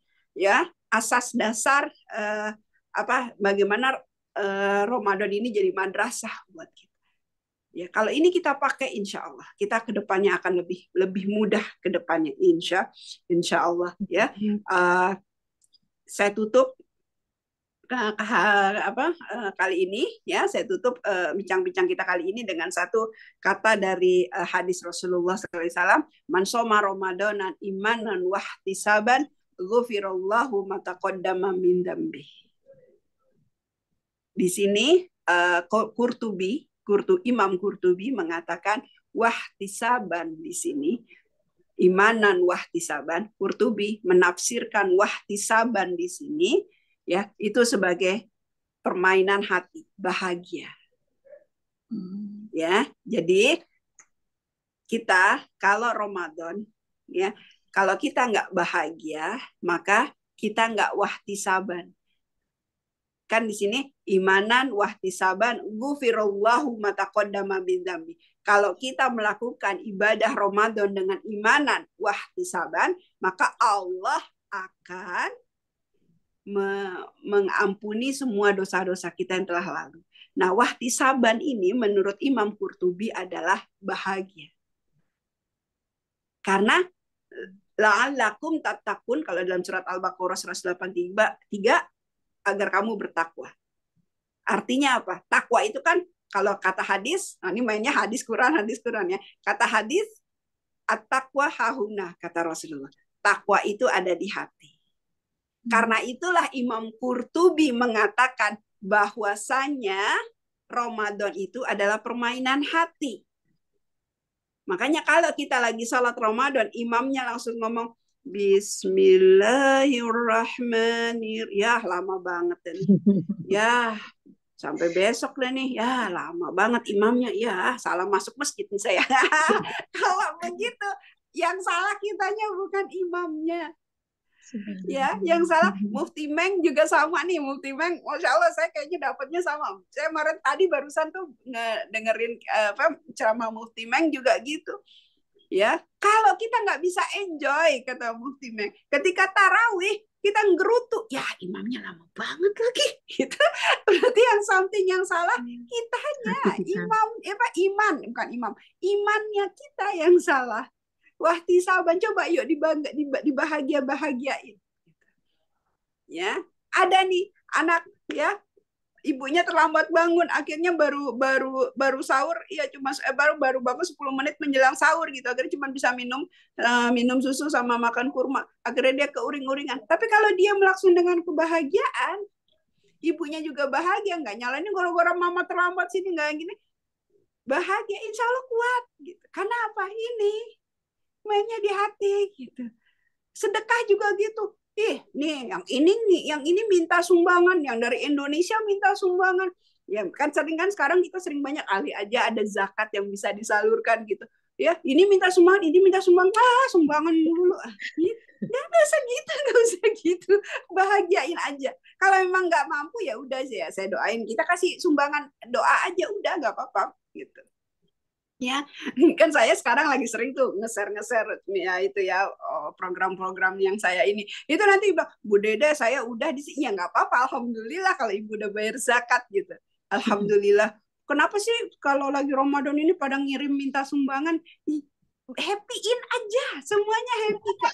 Ya, kalau kita bisa menghappykan diri kita, insya Allah nanti fakidu syai' la yu'ti. Kalau kamu nggak punya apa-apa, gimana kamu bisa memberi? Kalau kita udah bahagiakan diri kita dengan imanan wahtisaban dengan Ramadan, maka insya Allah kita akan membahagiakan juga orang lain. Karena kita punya banyak bahagia, punya banyak stok bahagia. Tapi kalau kita nggak punya apa-apa, kita nggak akan bisa memberikan apa-apa. Itu aja. Assalamualaikum warahmatullahi wabarakatuh. Waalaikumsalam warahmatullahi wabarakatuh. Masya Allah, Ustazah Dede. Banyak ilmu baru nih ya kita dapatkan di kajian kali ini. Insya Allah selanjutnya kita akan buka sesi tanya jawab aja ya Ustazah ya. Silakan, apa aja deh, tanya jawabnya apa aja saya jawab insya Allah. Masya Allah, palu gada. Palu gada. Oke. Mungkin yang di ruangan Zoom ada yang langsung bertanya, silahkan langsung sama Ustazah Dede. Oke, Vidya mau bertanya? Silakan. Iya, silakan. Oke. Assalamualaikum Ustazah. Ya. Waalaikumsalam warahmatullahi wabarakatuh Mbak Vidya. Vidya ada 2 pertanyaan. Tadi masalah tentang mendidik anak-anak itu. Ini konteksnya ada dari satu sumber gitu. Bagaimana kalau seandainya pada saat anaknya itu dikasih tahu dan dididik secara Islam, tapi kemudian kayak misalnya membangunkan masalah sholat, terlebih sholat subuh buat katanya anak-anak teenager itu susah untuk dibangunkan. Mungkin itu tadi yang tadi Ustazah bilang bahwa perlu dididik dari kecil gitu kan. Tapi kemudian ada juga mungkin bisa jadi sebelumnya miss yang begitu, tapi setelah agak bukan dewasa, setelah teenager baru terpikir untuk mendidik anak-anak begitu. Tapi ternyata anaknya itu lebih galakan dia dibanding ibunya itu. Itu kalau udah kasus kayak gitu itu bagaimana mengininya apa namanya memberitahukan ke orang tuanya juga agar supaya bisa apa namanya mendidik anaknya dengan cara apa gitu. Itu satu pertanyaannya. Karena kadang-kadang malum anak teenager mungkin emosinya lebih lebih belum stabil jadi yang Iya, ada benar. mereka keburu keburu marah sama orang tuanya gitu loh. Disuruh begitu banyak sekali jawaban-jawaban apa yang mungkin kadang-kadang orang tua jadi sedih atau gimana. Itu satu pertanyaan gitu. Yang kedua, ah, sebagaimana kita tahu, tadi kan kata Ustazah Palu Gada ya, apa aja boleh ditanyain ya. Sebagaimana kita tahu di Amerika itu kan kita harus bikin will, kita harus bikin will. Terlebih kalau misalnya kita mau mau pergi ke haji atau umroh, biasanya kan memang udah sebuah ini ya, sebuah keharusan. Ah, ada seseorang dia bikin will, tapi willnya itu membuat terus terang membuat kita sendiri bingung. Willnya itu dia seorang Muslim, tapi dia minta willnya itu one day kalau dia meninggal dia minta dibakar. Itu hukumnya bagaimana? Walaupun kita tahu itu berdosa ya Ustazah. Terus apa yang harus kita lakukan lagi gitu? Hmm. Itu aja Pak Ustazah. Jazakallah Ya, khair. oke. Baiklah, makasih Bu Vidya. Yang pertama, anak dimanapun kalau dibangunin sholat subuh pasti marah-marah. Emang begitu. Emang itu mau di pesantren dia ngomong. Kenapa? Karena dia dibangunkannya itu dalam keadaan dia tidur terus dia bangun, apalagi kalau yang ngebangunin perempuan dalam tanda kutip ya, yang kalau ngomong itu harus ngabisin 20.000 kata. Beda dengan bapak-bapak kalau ngebangunin anak cuman gini, bangun, selesai. Tapi kalau ibu, bangun nak, nanti kamu terlambat. Kalau kamu belum sholat subuh, sudah berapa ratus kan? Itu kita perempuan, emang kayak gitu. Ya, nah, saya jujur ibu mau tahu rahasia saya, mohon maaf, saya sampai pernah ikut apa ya? Saya juga nggak tahu kok ada panitia yang bikin kayak gitu. Cara membangunkan anak sholat subuh. Sampai ikut pelatihan itu. Saya bilang, ada abinya, ngapain kamu ikut kursus membangunkan anak sholat subuh? Karena emang itu jadi suatu challenge sendiri gitu, ngebangunin sholat subuh. Ya, saya ngikutin gaya laki-laki. Sholat subuh cuman bangun. Akhirnya mereka kaget karena ibunya yang ngomong satu kata doang, bangun, langsung kaget. Terus mereka langsung pusing jalan. Langsung saya peluk karena mereka ketakutan. Dan saat itu satu hari itu mereka kayaknya nggak nyaman hidupnya jadinya. Karena mereka dibangunkan dengan kaget gitu, Bu. Dan saya pernah tahu ternyata kalau anak kaget, bukan anak aja sih, semua orang kalau kaget itu bisa sakit jantung dadakan. Gitu. Ya, kata dokter jantung gitu, katanya gitu. Jadi kan saya takut dulu kalau dia lagi ini ya istilahnya nyawanya kalau kata orang Jawa dulu tuh ketariknya cepet jadi kaget gitu. Makanya harusnya lemah lembut gitu. Tapi kalau lemah lembut ya bangun nak, bangun, udah kita tinggal. Ya, habis gitu dia nggak bangun-bangun, susah, ya kan? Harus gimana? Kita setiap anak tuh punya cara membangunkan masing-masing. Ya, kalau memang mereka setiap kita bangunkan marah-marah, maka kita yang sebagai ibu cari cara lain. Memang ibu, memang ada anak yang marah, dan kalau dia udah marah-marah di pagi hari, seharian itu imun kebahagiaan dia, kalau perempuan itu progesteron, kalau laki-laki itu testosteron, itu akan berkurang. Dan kalau itu berkurang, maka kebahagiaan dia ke depan, kehidupan dia di satu hari itu akan berkurang. Nah, kalau berkurang, orang yang bahagianya berkurang akan sulit masuk hidayah. Sebab orang yang lagi nggak bahagia itu susah menerima petunjuk. Nah, larinya ke situ. Ya, larinya ke situ. Wah, Bu Dede sampai ke situ banget. Iya, saya juga baru tahu kalau nggak ikut itu ceramah itu juga nggak tahu. Tapi karena ini gitu ya. Nah, jadi gimana caranya? Ya udah, ada anak yang kalau dibangunin kita cukup pegang tangan dia, ini anak saya punya 4 anak ya, pegang tangan dia, terus udah saya peluk aja, enggak saya bangunin, saya tarik, ya saya nggak ngomong, saya tarik, saya peluk, nanti kalau udah peluk saya seret, lama-lama saya diriin di tempat, tapi setelah ada jeda-jeda ya, kita tahu kan ada beberapa detik-detik gitu, kita diriin, jadi dia sambil pegangan saya tapi sambil tidur ya, sambil tidur saya jalan, saya seret dia, bukan seret begini, maksudnya dia jalan tapi sambil peluk saya, terus saya jalan gitu ya ke kamar mandi ya, ya udah, nanti dia udah tahu kok, kalau udah di kamar dia tahu, dia nyampe kamar mandi ya udah, dia bisa gitu, dan dia sholat. Itu satu. Kemudian ada anak yang kalau bangun mesti, nak sayang bangun subuh ya, langsung bangun. Ada anak yang mesti bangun, bangun, sampai 3 kali atau 4 kali baru iya gitu. Tapi tetap bahagia gitu. Ya, ada anak yang kalau ini saya punya 4 anak gitu ya. Kalau ada anak saya pertama cukup, Bang, subuh nak, oke Mi, langsung bangun. Ada, atau ada anak saya juga yang saya buka pintu ngebangunin subuh dia udah lagi di atas sejadah. Ada yang kayak begitu, itu ada di 4 anak saya gitu. Tapi ada juga anak-anak lain yang sebelum saya tahu ilmunya itu, ada juga ketika dibangunin subuhnya marah-marah, mama nih, dan dia jadi nggak nyaman dengan orang tuanya. Ada anak yang benci orang tuanya gara-gara dibangunin sholat subuh, karena bagi dia mamanya cerewet. Jadi gimana caranya? Ya kita yang mamahnya yang berubah cara membangunin sholat subuh. Cara bangunin sholat subuh. Ya, ada anak teman saya tanya, kok kamu sekarang nggak tinggal sama mama lagi, ada punya apartemen sendiri, mau mandiri? Nggak sih tante, sebenarnya sih saya juga pengen, saya sih sebenarnya berat hidup sendiri, tapi coba tante bayangin setiap pagi tante dibangunin sholat subuh, mamah itu cerewetnya minta ampun. Sholat subuh begini, cerewetnya minta. Saya tuh pusing tante. Kita tuh baru tidur, baru sejam tidur, mungkin dia begadang apa, dibangunin sambil marah-marah kayak begitu, pusing saya. Makanya saya sekarang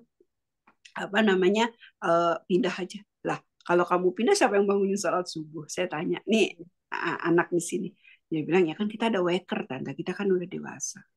Kita punya alarm. Ya bisa alarm itu yang bangun kita sholat subuh tidur lagi.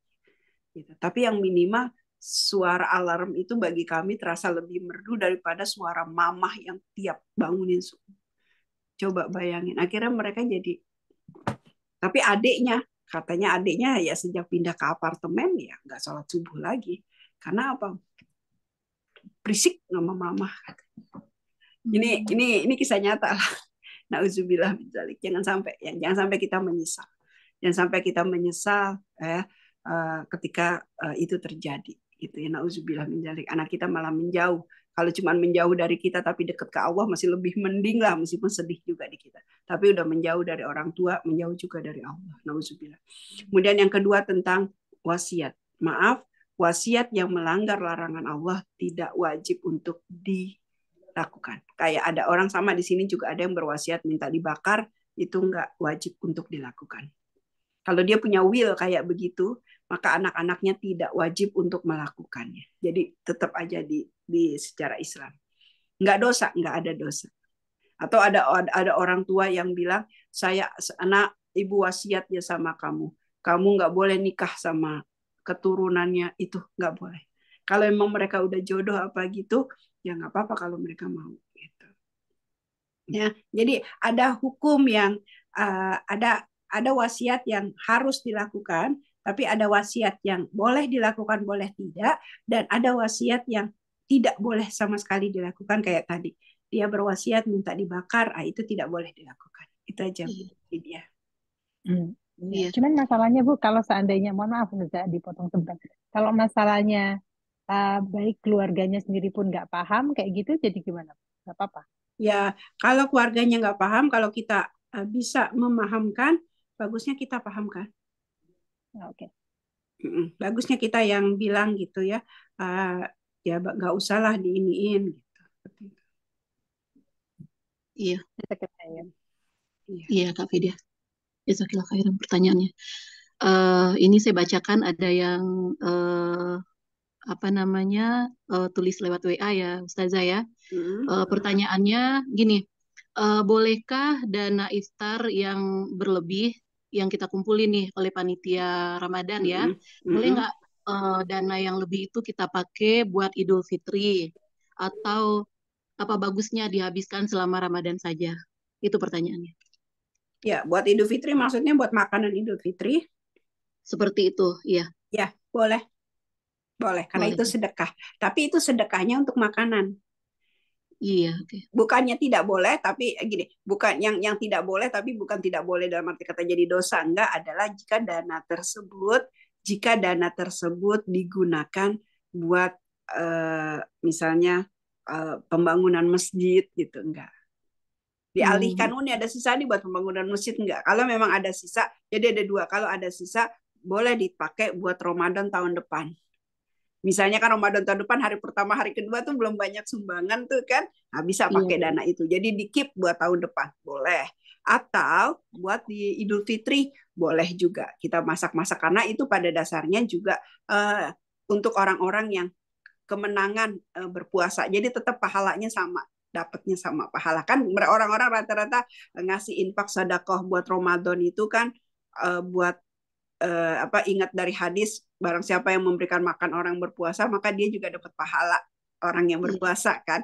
Nah itu juga sama karena masih dalam Idul Fitri, masih dalam akhir dari Ramadan. Oke. Baik. Ustazah, ada sedikit video mau menambahkan, tapi konteksnya pada saat orang memberikan dananya, dia cuma bilang ini dana buat iftar, katanya Ustazah. Kemudian, apakah lebih bagus kita tanyakan juga sama jamaah? Kita akan tanyakan, apakah boleh kelebihan ini kita pakaikan buat Idul Fitri. Jadi biasanya begitu, Ustazah.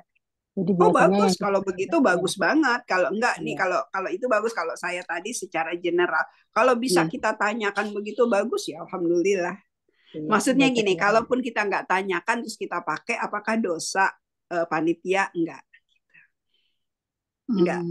Tapi kalau mau ditanyakan lebih bagus lagi. Cuman masalahnya kan yang nyumbang kan ratusan orang kalau satu. Dan kita tidak tahu nih uang udah nyampur. Ini nggak tahu nih uang siapa nih yang buat Ramadan yang enggak. Tapi itu pasti untuk makanan maksudnya gitu. Jangan untuk pembangunan masjid gitu. Oke. Ya. Atau kalau mau kita buat buka puasa sita Syawal, 6 hari bulan Syawal gitu. Ya boleh juga. Itu kan buat buka puasa juga. Gitu ya, bisa juga seperti itu. Atau nanti buat Idul Adha buka puasa. Kalau kami tuh di sini kalau ada kelebihan selain untuk di akhir malam takbiran ya, juga ada nanti buat iftar. Kan kalau iftar Idul Adha kan kita nggak ambil sumbangan gitu, itu buat itu gitu. Bisa gitu. Jadi maksudnya kalau panitianya apakah dosa? Enggak dosa panitia. Tapi kalau mau ditanyain, bagus banget. Bagus kalau mau ditanyain gitu. Jadi tambah ridho gitu. Biasanya kami umumkan di sholat Jumat, Bu. Ini bagus. Ya. Bagus kalau bisa. Kita tunggu 3 hari gitu. Kalau nggak ada yang istilahnya yang komplain atau apa, ya kita lanjut untuk Idul Fitri. Bagus itu bagus kalau bisa ditanya seperti itu. Seandainya nggak ditanya, tapi intinya tadi itu kalaupun nggak ditanya panitia kan nggak berdosa gitu kan. Tapi alangkah baiknya juga kalau bisa ditanya. Bisa ditanya, betul. Benar-benar, iya benar Ustazah. Silakan ibu-ibu yang di Zoom. Kalau ada yang mau bertanya lagi nih, banyak nih. Kayaknya mumpung ada Ustazah Dede nih. Ya. Kalau belum ada yang di Zoom, saya akan bacakan lagi, ada pertanyaan nih Ustazah yang masuk lewat WA. Soal hati tadi itu ya, kan Ramadan itu adalah permainan hati gitu. Nah, bagaimana kalau hati kita itu tidak bahagia karena perbuatan orang lain yang pas Ramadan ini gitu. Nah, itu dia. Ya, jadi bahagia yang dimaksud oleh Imam Qurtubi di sini adalah bahagia ketika kita beribadah kepada Allah. Sementara kalau hati kita nggak bahagia karena orang lain, karena perbuatan orang lain, dizolimi apa-apa gitu, ya atau ketika lagi buka puasa di masjid tiba-tiba ada ngomongan yang nyindir gitu ya yang nyelekit gitu ya, ya itu tergantung kitanya lah memanage hati itu. Tapi kalau bagi saya ini bulan Ramadan, kita ingat ya kalau ada orang yang berbuat salah sama kita, kalau kita maafin dia, maka Allah akan memaafkan semua kesalahan kita. Surat An-Nur ayat 20. Ya, kalau kita memaafkan satu kesalahan orang, Allah akan maafin semua kesalahan kita. Kalau saya sih lebih milih maafin satu kesalahan dia.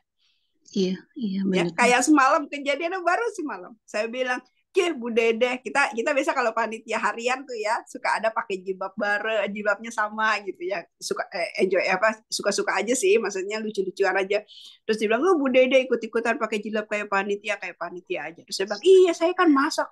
Bu Dede masak, mana ada bohong, masak air kata gitu. Terus saya panggil ketuanya, sini deh. Masa kata dia saya nggak bisa masak, saya nggak masak. Bu Dede masak tahu katanya, masak 2 menu lagi katanya gitu. Bawa Bu Dede masak bener katanya. Mana ada masak air, kalau bulan Ramadan tuh ngibulnya. Yang marah siapa? Ketua panitianya. Ketua panitia hari Rabu ya kemarin, marah dia. Ngomongnya jahat banget sama Bu Dede katanya. Bu Dede kan cuma bisa tukang doa katanya. Jahat banget. Dia marah. Hati-hati ya, jaga mulutku. Berantem Bu di masjid. Saya bilang, Mbak, nggak apa-apa, saya nggak apa-apa. Bu Dede nggak marah digituin, nggak dihargain gitu. Udah. Nggak apa-apa, saya ya lumrah kalau ustazah nggak bisa masak gitu. Tapi udah nggak apa-apa kalau dia nggak percaya saya bawa menu 2 gitu ya. Oke. Ini maaf ya, ini bukan saya buat sombong di sini. Saya nggak bukan, ini cuma mau kasih tahu. Terus kok Bu Dede maafin dia sih bisanya? Saya bilang, saya pengen dimaafin kesalahan saya. Saya satu, kalau dia nyakitin saya ini nih, saya maafin satu kesalahan dia ngomong kayak tadi itu, Allah akan maafin semua kesalahan saya.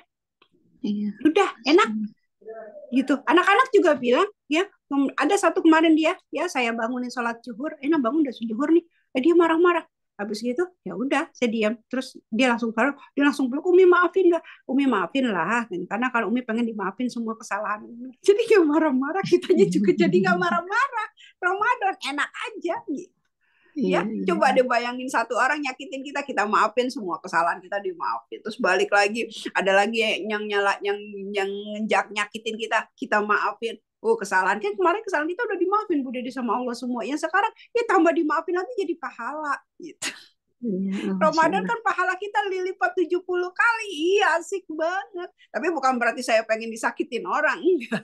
Ya, istilahnya kalau kita satu kali disakitin orang, kita maafin, ya, langsung Allah akan maafin semua kesalahan kita. Ya Allah, itu kata Allah loh, ada di dalam surat An-Nur, kata Al-Quran. Bener, nggak kalau Al-Quran yang ngomong tuh nggak ada debat. Kalau hadis masih debat, hadisnya doif, hadisnya gitu. Tapi kalau Quran nggak ada debat.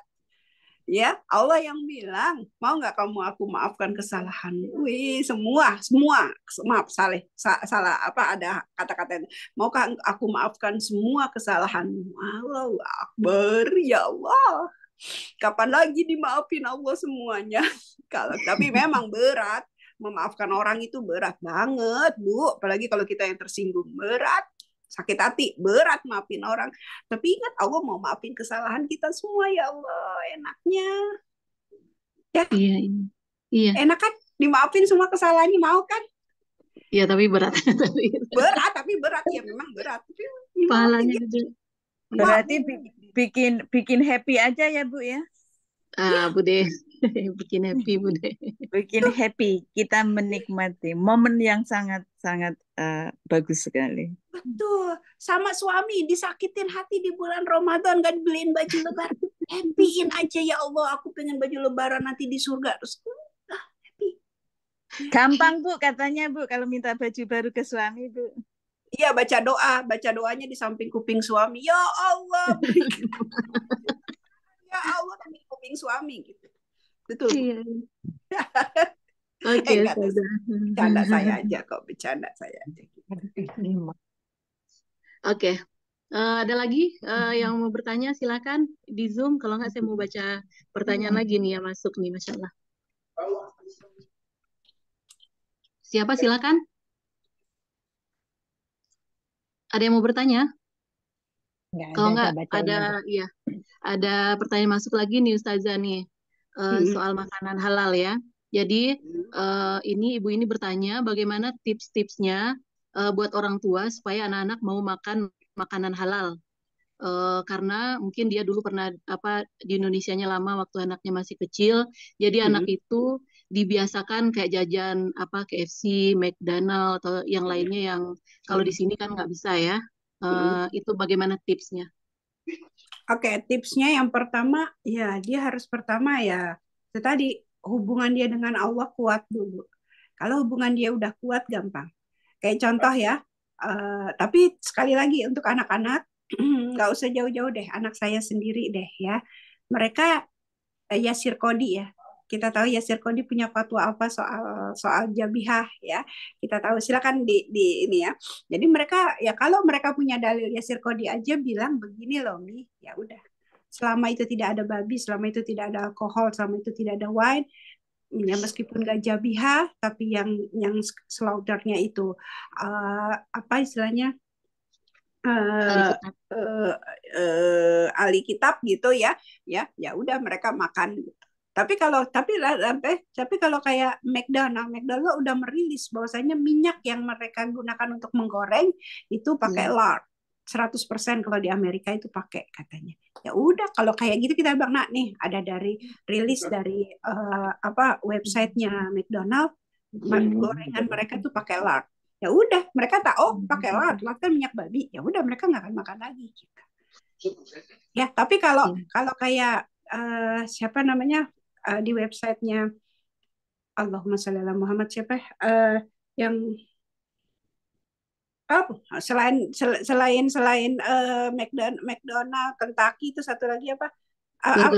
Burger King. Nah, Burger King enggak. Burger King untuk kentang, untuk nugget, untuk ini semua mereka ada. Bacon sendiri. Itu di kan setiap restoran punya masing-masing punya ini ya. Nah, kalau di Burger King yang gitu. Jadi bagi mereka yang kadang gitu ya makan di Burger King, mereka makan nuggetnya, ya kalau dari sisi kita, saya sendiri pribadi gitu ya, nuggetnya itu kan ayam kan halal, tapi kan nggak dijabihah bagi saya, maka saya nggak makan di Burger King. Tapi kalau kentangnya saya ikut karena nggak mengandung lard, mereka benar-benar nabati, minyaknya itu minyak nabati benar-benar. Tapi bagi sebagian Muslim Amerika ada yang makan nuggetnya di Burger King karena bagi mereka karena nggak bercampur lah, cuman ayam sama nuggetnya ayam sama minyaknya pun nabati, jadi mereka merasa aman gitu. Makan di Burger King itu karena mereka pakai dalilnya siapa? Yasir Kodi. Gitu. Jadi ya kalau udah mereka tahu, mereka punya data seperti itu, ya sudah kita tahu. Tapi mereka tahu, kalau ngajak mamah nih ke Burger King nggak bakal mau makan nih, gitu. Ya udah, mereka tahu karena mama hanya mau makan yang jabihah. Karena umat Muslim di Amerika tuh ada 3. Yang pertama, yang penting bukan nggak bercampur dengan yang haram, babi, terus wine atau semuanya yang haram.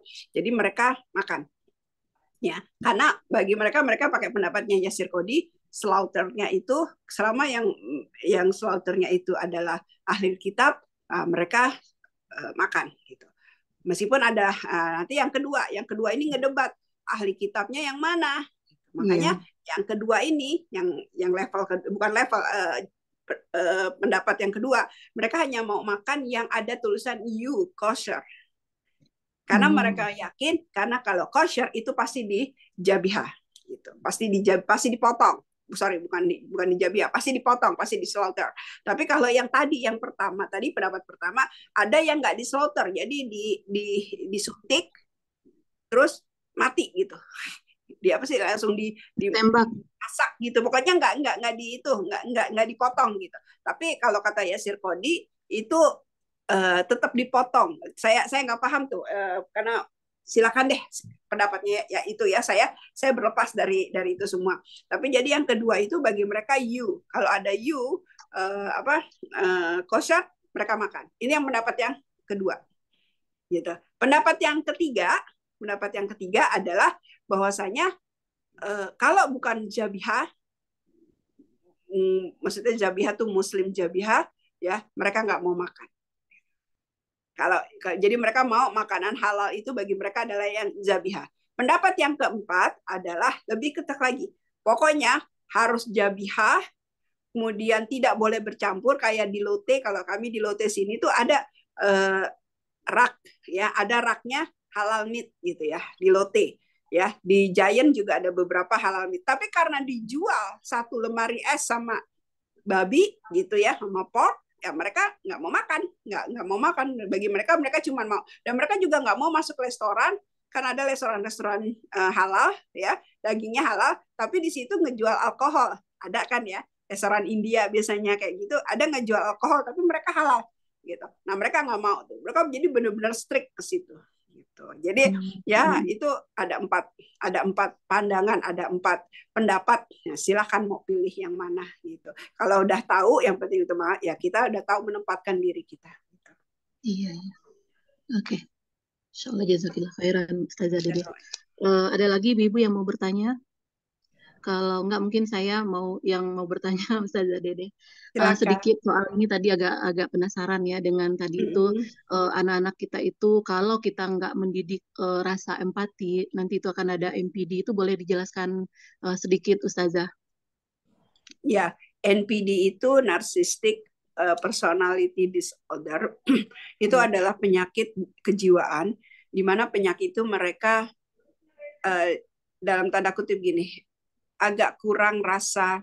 Contoh misalnya, mereka mau nyakitin orang, tapi mereka nggak mau disakitin orang. Terus kalau mereka nyakitin orang, terus kemudian orang itu feedback balik ke mereka akan lebih feedback balik, lebih nyakitin dia. Misalnya gini, dia nyakitin, kamu tadi nyakitin aku loh, kamu begini. Nanti orang NPD itu akan bilang, salah kamu, kenapa kamu nggak begini? Jadi mereka nggak akan pernah merasa dirinya salah. Gitu. Mereka nggak akan pernah merasa dirinya salah. Mereka akan selalu kalau dirinya salah dan ada orang lain yang yang mengasih tahu kesalahan mereka akan balik lagi nyalahin orang itu. Gitu. Jadi yang ada kita sakit hatinya double gitu. Itu NPD. Nah kemudian yang kedua, dan sampai sekarang NPD ini masih dibilang banyak sekali yang terkena karena.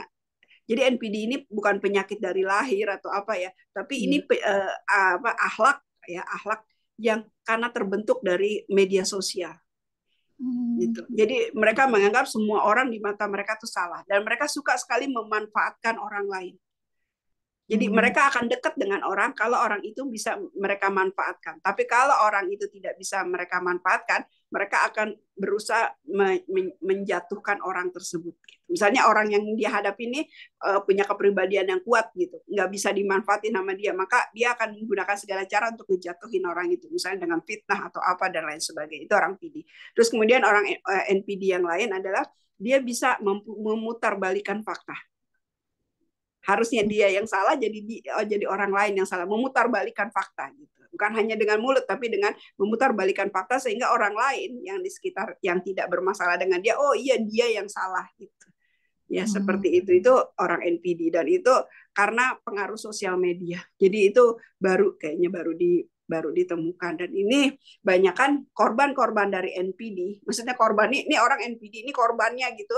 Itu banyak yang terkena anxiety, terus ada pokoknya parah gitu. Apalagi kalau orang tua yang kena NPD, ini anak-anak biasanya akan mengalami trauma masa kecil. Subhanallah. Lagi hip banget sih ini masalah NPD ini. Iya. Cara ininya Ustazah, cara apa maksudnya maksudnya bukan menghindari sih, lebih ke kalau sekarang kalau kita ada orang NPD lebih baik kita jauhin aja. Okay. Karena apapun yang kita akan ngomong ke dia nggak akan masuk. Gitu. Oke.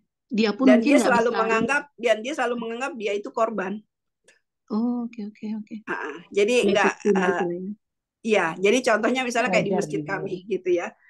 Dia udah nunjuk tangan pengen nanya, tapi dia nggak kelihatan sama moderatornya. Jadi moderator nunjuk orang lain. Dia langsung teriak, ya saya memang selalu tidak diperhatikan, saya memang begini, ini masjid memang hanya dimiliki oleh orang-orang tertentu saja, saya tidak didengarkan lagi, wah di depan orang, jadi rame kan, gitu. Ya, ini kejadian di masjid saya. Akhirnya ya udah silakan ibu bicara. Pas sudah dia bicara, udah bicara dijawab sama pembicaranya bengong aja. Kebetulan dia lagi masalah kedokteran gitu. Habis gitu dia, iya beginilah, terus dia geprak meja. Gitu. Nah terus kebetulan terus orangnya sama nih. Saya yakin dia kena NPD gitu ya. Terus begitu yang sama lagi makan ya, dia tiba-tiba bawa kayak rantang, itu tahu rantang kontainer gitu ya, ya itu lagi makan. Nanti kan kalau dia ambil banyak begitu, yang belakang kan kalau kurang gimana? Nah ada ibu-ibu mungkin kelepasan gitu kan, udah sering ngelihat dia kayak gitu, ibu-ibu teriak, jangan sekarang dong kalau mau bawa pulang. Gitu. Langsung dia prakin nampaknya, iya memang semua yang ada di sini tuh kalau sama saya nggak boleh nyentuh makanan yang di sini. Saya juga tahu ini nggak membuat saya begini. Orang bengong. Ibu itu yang tadi ya kelepasan sih, memang dia kelepasan, mungkin dia lagi kaget atau apa ngelihat dia masukin ke rantang gitu ya, ke kontainer, kaget, jadi jangan sekarang dong gitu kan, kita suka gitu ya, keceplosan gitu. Wah, langsung jadi rame, langsung dia wah nggak terima gitu. Jangan kan itu Pak Dubes saja dihadapin sama dia. Pak Dubes datang, seharusnya kamu tuh sebagai ini loh, asistennya Dubes sampai bingung. Ya kayak gitu. Nah orang yang kayak gitu gimana ya, udah sih kita ya udah mau bilang apa ya udah gitu, meskipun di luar dia ngomong macam-macam, fitnahnya macam-macam, ya kita dengerin aja, kita udah tahu lah siapa orangnya gitu. Dan ya pada takut duduk deket dia gitu, karena semua jadi salah gitu. Iya. Jazakillah khairan Ustazah. Ini kayaknya pertanyaan terakhir nih Ustazah nih, sebelum kita tutup ya insya Allah. Oke. Terima kasih Bu Ustazah mewakili. Iya. Tanya ada juga model begitu di sini. Pokoknya happy terus ya Ibu ya, kita happy terus. Sip. Iya, ini ada pertanyaan terakhir tentang sahabat yang berantem nih. Jadi ceritanya ini ada satu ibu-ibu yang deket sama saya nih, sama ibu ini. Dia lagi diem-dieman sama salah satu sahabatnya. Padahal dulu itu mereka deket banget, tapi sekarang bentar dulu. Panjang ceritanya juga nih, harus saya ngerti juga. Oke. Jangan dibacain, nanti ketahuan sama teman-teman yang lain. Hati-hati bacanya titik komanya, nanti salah. Ini kalau pertanyaan dia nulisnya nggak ada titik koma, malah makanya saya yang harus ini mengolah. Oke. Jadi tentang sahabat yang berantem, ada satu ibu-ibu yang deket sama saya. Dia lagi diem-dieman sama salah satu sahabatnya. Padahal ibu itu dulu deket banget. Tapi sekarang lihat hubungannya itu kayak orang yang nggak mau kenal. Kalau ketemu di masjid buang muka. Bagaimana sikap saya sebagai kedua temannya ini? Jadi ibunya ini bersahabat dengan yang temannya ini, dan yang diem-diem. Ya, silakan Ustazah. Ya, ini kalau jadi penengah, bukan orang yang di tengah, bukan penengah. Orang yang di tengah kita harus jadi penengah. Penengahnya gini, kita boleh kok bohong. Misal ini baru misal, boleh nggak sih saya pakai nama boleh ya? Misalnya saya antara Niriza sama Bude Titi lagi marahan. Padahal enggak ya. Bude Titi sama Niriza lagi marahan misalnya, ya buang-buang muka, padahal muka cuma punya satu tapi dibuang-buang. Nah saya di tengah-tengah nih, saya bukan di tengah-tengah, saya temannya Niriza juga, saya temannya Bude Titi juga. Nah gimana? Saya boleh kok bohong. Bohongnya gimana? Kalau ketemu Bude Titi, saya bawa makanan kesukaan Bude Titi. Saya tahu kan, karena saya juga dekat. Bude Titi ini dari Niriza. Nggak mau saya makanan dari dia. Ya udah, kalau nggak mau saya makan, saya juga enak misalnya gitu. Terus besok kita kasih lagi nih, tapi kemarin kan kamu nolak tapi saya yang makan, tapi saya nggak ngomong sama dia gitu. Ngapain kamu makan? Orang ada makanan enak daripada dibuang gitu. Nih sekarang mau nggak nih? Ntar kalau nggak mau saya lagi nih yang makan. Pokoknya apapun yang dari Niriza, kalau kamu dari Titi nggak mau makan, saya makan. Jadi Niriza nyangkain Bunda Titi udah makan, gitu. Kok kamu begitu? Ya udah, kalau nggak percaya ngomong sana sama Niriza, gitu. Ya, nah begitu juga saya kerjakan juga gitu kan Niriza ini ada makanan dari Bude Titi, padahal dari saya katanya ini, kalau kan Niriza nggak mau saya makan, apaan itu makanan dari musuh gitu. Iya nggak apa-apa, kalau nggak mau saya yang makan, enak di saya gitu ya. Tapi kalau nanti itu ngomong ya ke Bude Titi, karena saya udah ngomong sama Bude Titi, Niriza suka, saya bilang ke Bude Titi, Niriza suka, Niriza terima kasih. Kok bohong atas nama saya? Boleh dalam Islam bohong kayak begini gitu ya. Jadi kita ngaku kita bohong boleh dalam Islam untuk mempersaudarakan saudara gitu. Kalau nggak percaya ngomong aja ke Bude Titi. Nanti kan mereka ketemu kan mau ngomong nih nggak enak nih gitu. Ini pernah kejadian soalnya, pernah kejadian banget sama saya. Kira mereka, kamu katanya suka ngasih makanannya. Enggak, iya kata masa bohong sih, saya percaya sama Dedeh gitu. Kamu juga ngasih makanan sama saya, tapi yang makan si Dedeh. Akhirnya mereka jadi ketawa bareng, kompak. Hilang deh balikannya. Iya. Ya, ini Masya Allah. ini pernah kejadian sama saya. Saya melakukan, dan ini memang dibolehkan. Boleh berbohong untuk yang mendamaikan orang itu boleh gitu. Nah, kalau untuk mereka kedua itu kita tanya apa sih dosanya, apa sih salahnya, apa sih salah nih Rija Bude sampai Bude nggak mau ngomong, apa sih salahnya nih Gitu. sampai apa sih salahnya Bude Titi sampai nih nggak mau ngomong, apa Uni nggak mau ngomong sama Bude Titi. Nanti kan mereka ngomong gini-gini, mau nggak sih udah dimaafin aja, kan di Al-Quran bilang kalau dimaafin satu kesalahannya semua kesalahan Bude dimaafin. Iya ya gitu. Ya maafin yuk. Saya sih udah maafin. Biasanya sih ngomongnya gitu. Saya sudah maafin, cuma saya masih nggak mau ngomong sama dia. Ya, kalau nggak mau nanti gimana? Ya udah, salam aja deh, nggak usah ngomong. Assalamualaikum, gitu mau nggak? Karena katanya siapa yang salam duluan itu buka pintu surga duluan. Iya ya, ya udah salam dari mereka salam-salam aja. Assalamualaikum, assalamualaikum. Gak apa-apa. Meskipun nggak ngomong, yang penting salam deh. Nggak apa-apa sebulan ini pada salam aja. Besok nanti ya udah. Betul. Ya, Masya enggak Allah. di masjid saya begitu. Awalnya salam, assalamualaikum. Tapi mulutnya gini masjid, assalamualaikum. Assalamualaikum. Saya liatin. Nah, saya kalau ngeliat tuh mereka berdua kasih salam, saya bilang wajib hukumnya menjawab salam. Saya langsung gitu. Langsung yang satu lagi, ya, waalaikumsalam. Gitu. Biasanya gitu, waalaikumsalam. Gitu. Alhamdulillah sudah bersalaman ya Rob. Nanti ibu-ibu yang nggak tahu siapa Bu Dede, ada yang sekarang malaikat sedang berpesta pora merayakan bahagianya dapat salam-salam. Ini saya bener lah, ini nggak tahu, ini bukan saya loh yang nulis handphone, yang nulis WhatsApp-nya bukan ya, tapi emang ini kejadiannya kayak gitu di saya. Ya, nanti ketemu lagi, assalamualaikum. Ya, terus dia karena tahu hukum menjawab salam itu wajib, waalaikumsalam gitu. Tapi cuman 2 minggu sih setelah itu ngomong deh. Bisa, gampang. Ya, boleh bohong. Boleh. Iya. Oke deh. Kayaknya udah ini juga ya, di sini udah zuhur juga. Ya, Bu Ustazah saya juga juga mau udah sholat sholat. zuhur ya kan? Iya. Insya Allah sebelum kita tutup kami mohon untuk nasihat dan doanya dari Ustazah Dede. Ya, bismillahirrahmanirrahim. Kita istighfar 3 kali. Astaghfirullahaladzim, astaghfirullahaladzim, astaghfirullahaladzim. Alhamdulillahirabbil alamin. Hamdan syakirin, hamdan na'imin, hamdan yuafi ni'mahu wa yukafi'u mazida. Ya Rabbana lakal hamdu kama yanbaghi li jalali wajhikal karim wa azimi sultanik. Radina billahi rabba wa bil islami dina wa bil muhammadin nabiyya wa rasulah. Allahumma salli ala Muhammad fil awalin, Allahumma salli ala Muhammad fil akhirin, Allahumma salli ala Muhammad fil mala'il a'la ila yaumiddin. Rabbana la tuzigh qulubana ba'da idh hadaitana wa hab lana min ladunka rahmah innaka antal wahhab. Rabbi ighfir lana wa liwalidina warhamhum kama rabbawna shighara.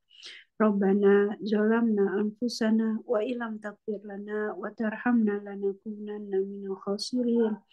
Allahumma asfina anta syafi la shifaan illa shifauk la yughadir saqama. Ya Allah, sembuhkanlah teman-teman kami yang sedang sakit. Angkatlah penyakit teman-teman kami yang punya penyakit ya Allah. Sembuhkanlah mereka ya Allah. Berikanlah kepada mereka ya Allah kesembuhan agar mereka bisa beribadah lagi secara sempurna. Ya Allah, ya Ilahi Rabb, berikanlah kepada saudara-saudara kami, kepada senior-senior kami, kekuatan ya Allah, kekuatan dalam beribadah, kekuatan dalam melaksanakan semua perintah-perintah-Mu ya Allah, agar kami bisa kembali bersama ya Allah di surga-Mu kelak. Rabbana zalamna anfusana wa ilam taghfir lana wa tarhamna lanakunanna minal khasirin. Ya Allah, ampunilah dosa-dosa kami ya Allah. Ampunilah dosa kami ya Allah, karena telah menzalimi diri kami, karena telah menzalimi saudara kami, karena telah menzalimi orang tua kami. Ampuni kami ya Allah. Jika Engkau tidak mengampuni kami, maka kami termasuk orang-orang yang merugi. Ya Allah, ya Ilahi Rabb, 10 hari di bulan Ramadan telah semakin mendekat, ya Allah. Izinkan kami, ya Allah. Rezekikan kami, ya Allah. Berikan kami rizki, ya Allah. Untuk mendapatkan malam Lailatul Qadar, ya Allah. Izinkan kami, ya Allah, untuk bisa beribadah secara sempurna di 10 hari terakhir bulan Ramadan, ya Allah. Izinkan kami untuk mendapatkan malam Lailatul Qadar. Izinkan kami untuk bisa beriktikaf di malam Lailatul Qadar. Izinkan kami, ya Allah, untuk bisa meraih kesempurnaan ibadah di 10 hari bulan Ramadan. Allahumma taqabbal minna salatana wa qiyamana wa ruku'ana wa sujudana wa tadarru'ana. Rabbana hatina fid dunya hasanah wa fil akhirati hasanah wa qina adzabannar wa adkhilna jannata ma'al abrar ya aziz ya ghaffar ya rabbal alamin. Subhana rabbika rabbil izzati amma yasifun wa salamun alal mursalin walhamdulillahi rabbil alamin. Amin amin ya robbal alamin. Alhamdulillah, sampailah kita di penghujung acara. Kami dari tim Halaka Gabungan mengucapkan mohon maaf lahir dan batin dari awal sampai akhir acara kalau ada salah dan bicara. Kita tutup dengan surah Al-Asr dan doa kafaratul majelis. Bismillahirrahmanirrahim. Wal asri innal insana lafi khusri illa alladzina amanu wa amilus solihati wa tawassaw bil haqq wa tawassaw bis sabr. Subhanakallahumma wa bihamdika asyhadu an la ilaha illa anta astaghfiruka wa atubu ilaik. Jazakumullah khairan ibu-ibu atas kehadiran pada hari ini dan khususnya Ustazah Dedeh atas berbagi ilmu pada kita hari ini. Ya, Assalamualaikum warahmatullahi wabarakatuh. Waalaikumsalam. Jazakallah khair Ustaz Dede, Riza. Iya, Jazakallah khair. Assalamualaikum. Ustazah, terima kasih Bu Ustazah. Iya sama Bude. Salam buat Pak De ya. Ya, Bu. Iya, oke, Bu Ustazah. Assalamualaikum Bu Dede. Waalaikumsalam. Waalaikumsalam warahmatullahi wabarakatuh.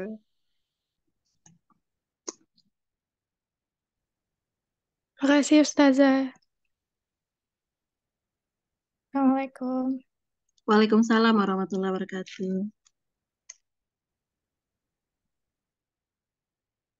Alhamdulillah. Alhamdulillah udah selesai ya. Ustazah tadi